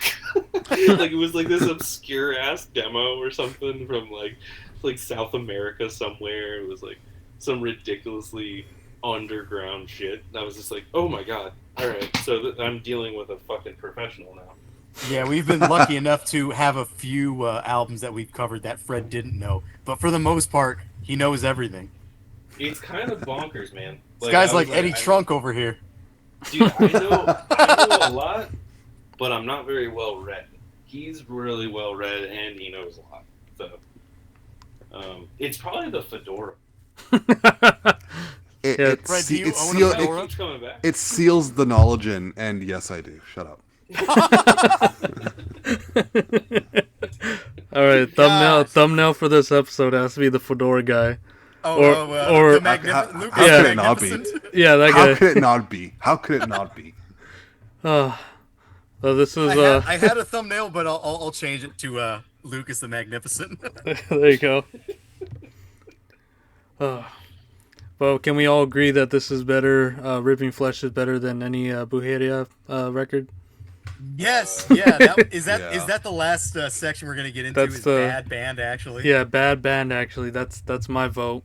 Your vote is Brujeria. Yeah. Austin, what do you think of Brujeria? The most exposure I've had to them is one of my band members. He's the bass player in Vacuous Depths. His name is Arturo. Yeah, I thought you were about to say he's in the band. I was like, Yeah. No. Is it Little Arturo? Paul mysteriously disappears in a week. But he actually showed me Brujeria because I've kind of ignored them because of the inherent nature of their popularity, and I also sort of resent any band that uses masks. So The berserker. I can't. Says the guy who loves the first Slipknot album. Listen here, guy. Just because you don't like DJs in your music, but no, like the machetes and the fucking all the things. I was like, there's just something about this that I just kind of stayed away from for a long time. Straight to the dome. But he showed me, and I was just like, oh, this is what this is, and I don't really like it. yeah, bad band actually. Yeah. I Yeah, I saw a band, copy of actually. the Demoniaco EP at a shop a while ago, so I played it just out of curiosity because I've generally ignored them as well. That one EP, it's like 6 minutes long. It's inoffensive. I wouldn't necessarily say I like it, but I didn't hate it either. But yeah, the albums, meh. They kind of suck. I like that there's a theme. I like that there's like a thing, but like really, I don't like any of that stuff or my stuff that I like. You know what I mean? Like that's just stuff that I kind of inherently stay away from. Like heavily themed bands, you know, becomes a shtick. Yeah. And a dumb shtick at that. All right, Yeah, guys. well, You I guys mean, got it was- some bad bands actually. Other ones. All right, You go know- ahead, Fred. Yeah, okay, Fred can go. The Oh, what, mean- what were you gonna say? Who, me? I No, was Fred. just gonna say that the '93 album I should probably revisit it. I don't know if I'd like it more now because I'm more into bands like Blood and that sort of thing than I was back then. But What you mean by like good bands? Yeah, yeah, exactly. Blood is a good band. Yeah, like Blood's like a perfect band. no, they are. But like I didn't. I think when I listened to Don't when I taint listened to blood that- with these guys with this witchcraft. no, but I mean like back when I listened to them, this is a long time ago at this point, and it wasn't into Death Grind as much as I am now.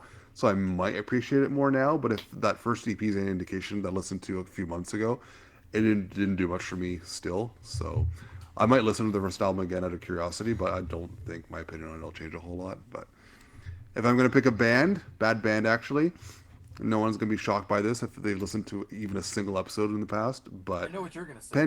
what Pantera- am I gonna say? What am I gonna say? What am I gonna say? Pantera. Yeah, Pantera. Fuck Pantera.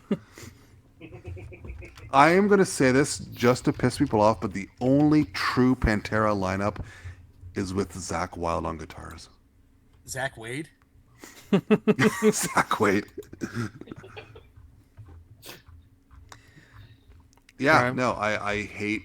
Actually, you know what? Let me elaborate a little bit. The glam era Pantera, I can get behind. It's kind of fun. It's fun. It's carefree. I am fine with that. The second they flipped into Cowboys from Hell and put on this tough guy bullshit attitude, oh, I can't deal with it. Like, just the riffs aren't there for me. The vocals, well, not necessarily the vocals, but the lyrics just, oh my god, just shoot me. No. Pantera will never happen for me. There are bands there are bands that I started off hating, and suddenly a switch flipped, and I liked them. Pantera will not be one of those. That's where it's kind of weird for me because like they're again one of the earliest metal bands that I liked. And at the I'm same sorry. time, I can still kind of get down with the tough guy stomping around like a bully attitude. I can still kind of get down with that. Hey, I'm a bully. Then you I mean, like Pantera. I would like Pantera, but I have all my teeth. Ugh, yuck, yuck, yuck. I would like Pantera, but I didn't marry my cousin. I would Guys, like Pantera, but I don't can have you a guys pickup truck. Anyways, you hear get the this idea. fedora right now? I can hear his fedora tipping in anger. He's The about to- angry tip. Hold my Hello, fedora. jolly sir. Hold My fedora, I'm about to go crazy. Oh my god. Can we have a segment in the future called Hold My Fedora? I don't know what it'll be about, Hold my but fedora. that's Yeah, just it's like amazing. it's gonna be our grind my gears. That'll be Yeah. our section. Hold my fedora. No, it'll just be when I prove someone else wrong on some completely arbitrary point. Damn, you're talking to a guy who watches Cops for the Trailer Park Girls, dude. Dude, fuck yeah. But Dan, what's your band actually? My bad band actually is, I'm kind of halfway of good band, bad band.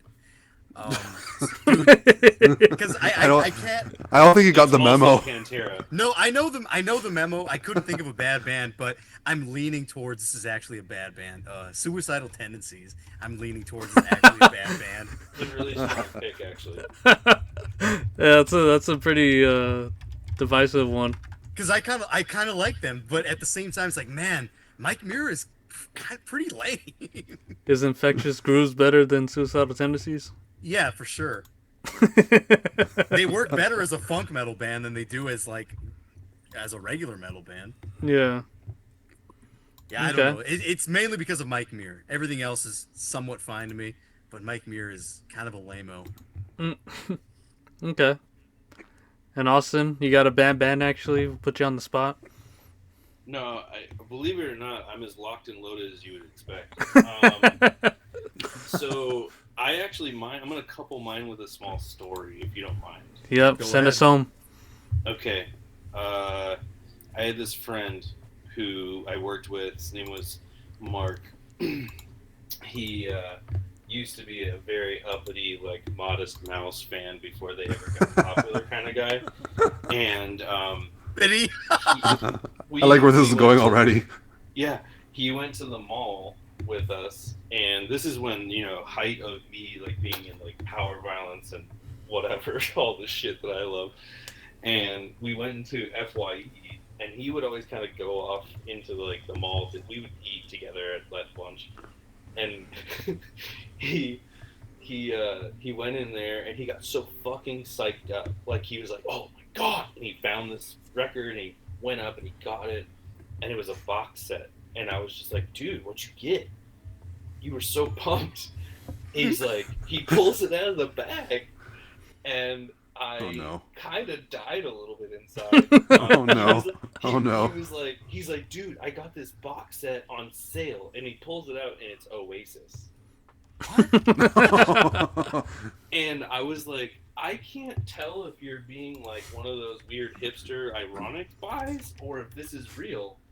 And then he's like, "Dude, this is a great deal." I was like, "No, it's not. They couldn't sell it for whatever price they put on it because it's Oasis. It sucks. It's not the Beatles. Get over it." And so my take is Oasis. There you go. I think I And know after one song by all, Oasis. Yeah, the you Wonder might Wall. wonder why. Yeah, that's the only song I know by him. Yeah, I Yeah, hate they have Oasis. a box set. Hell yeah. And then don't look back in anger. You do the math. That's all I'm It's saying. a box set of all their good songs. It's just an empty box. It's an empty box, dude. It's an empty box set. Yeah, Well, let's Yes. That's it. piss me off the same. The same way that what's his face from Coldplay, Chris Martin, his voice makes me want to gouge my ears out with a fucking fork. Ugh. But let's get this sour taste out of our mouths and get some final thoughts on this record that you picked, Austin. Dan, go. Final thoughts. Dingo. Me go. Yeah. Dingo. Well, at first I didn't really think there was too much to it. I was like bass and drum. That's all I'm really hearing. But I that's what I thought initially. Bass and drum was his elevator music. Yeah, it's God Stumper. Kohlheim. Great band. Yeah, great But no, band I actually. mean, you heard me. I brought up a bunch of comparisons like Shub Niggurath and Leprosy and fucking like From Beyond and Ex Mortis and whatnot. But yeah, Austin brings a good point. It's like there really is a lot to the kind of construction of the music and not just the way it sounds in production wise, but the way it is. Stopping, starting, fucking doing weird stuff. The loud fucking solos. It's actually a pretty good obscure demo that I ain't never heard before. He understood the assignment. Yeah, I Yeah. understood the assignment. It's pretty decent. I'll give it a as far as demos, because honestly, the fucking production isn't so hot. But I want to give this maybe I'm gonna give it a 7 out of 10, which isn't bad. Okay, easy there, Anthony Fantano. I'm gonna give this seriously, a. bro. I'm gonna Get give a this. solid 6 to a light 7. Yeah, I'm gonna give it a light 7 Transition. to Fred. Yeah, then you get Cal Chester. Cal Chester. All right, Cal, go. Go Fred. No, Go why? Cal. Yeah, that's you, dude. Yeah, good fucking demo. I think Next. no, I love the muddy, murky sound on things like this. Motherfucker, And you. we didn't really bring it up because I don't think musically it sounds a ton like it, but the murk in it reminds me a lot of Onward to Golgotha, which we determined shortly ago that it was my favorite record of all time. So that's never a bad thing. And I like that kind of nebulous darkness around the riffs that kind of makes you get lost in it. And this demo pulls it off well. And I think that's one of the things that it sounds like Austin really liked about it too. And you know what? Just aside from that, just hearing anything from Mexico, and this wasn't a new release for me. I hadn't listened to it as much depth as I did for today, Of course. but it's always a good reason to get back into listening to anything from Mexico because fuck. Of course. All right, now it's Dickhead Paul, Prickhead Paul. All right. Yeah. At first, I was kind of in the Transition, same Paul. same boat as Dan, where I was like, I'm not really feeling this, but the way that you contextualize it, you had like a great comparison with just Mexican death metal to like the Finnish death metal, which is like, most of my favorite records are from there, and anything that sounds like fucking Eaten Back to Life and like the Slayer-esque death metal is all right with me. And having those like New York kind of like you guys were saying, Baphomet like breakdowns, especially with like the bass just like plunking those like single notes. It's like a really good concoction of like influences that aren't like a worship band or anything, But I was gonna say that we should maybe open the borders more for Mexican death metal, at least for me in my listening. But yeah, Austin, you want to give your final words? Sure. Obviously, I love this record, but it's a weird record. What? But it's one of those records that just for some reason it clicked with me, and because of the nature of your guys' show, because it's like a lot of really deep dive stuff, I was like, I'm gonna try and find something really kind of weird to bring that's not like probably on the radar, or maybe I tried to kind of see like what you guys kind of already had delved into. I know what Fred likes because he's a friend, and I know his tastes and stuff like that, but like I wasn't sure about you guys, so it's interesting to hear your takes on it too, because it's not for me. It's honestly a record that I had to sit with for a while, and I tend to do that. I always listen, kind of like how I originally started buying records. Is you bought them and then you listened to them and you couldn't bring them anywhere, so you just sort of had them and you had to sit with them for a while and let them grow on you. And this thing fucking it's like a little tumor, dude. I just like this fucking thing. It's not a tumor. It's not not a a tumor. tumor. I don't know. There's something special about this record that I've always really liked, and it doesn't sound like all of the other stuff that you would kind of suspect, and especially my own taste. I didn't want to bring something that was inside even my wheelhouse. I wanted to bring something that was like really odd, and I think it does that. You know, I like odd shit sometimes, so this was an oddity. So I give it a fucking 10. Transition. All right. All right. Is there any things you want to promote from your guys's your bands or anything else that you're working on? Sure.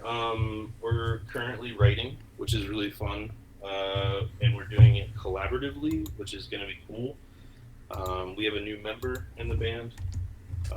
His name is Emilio.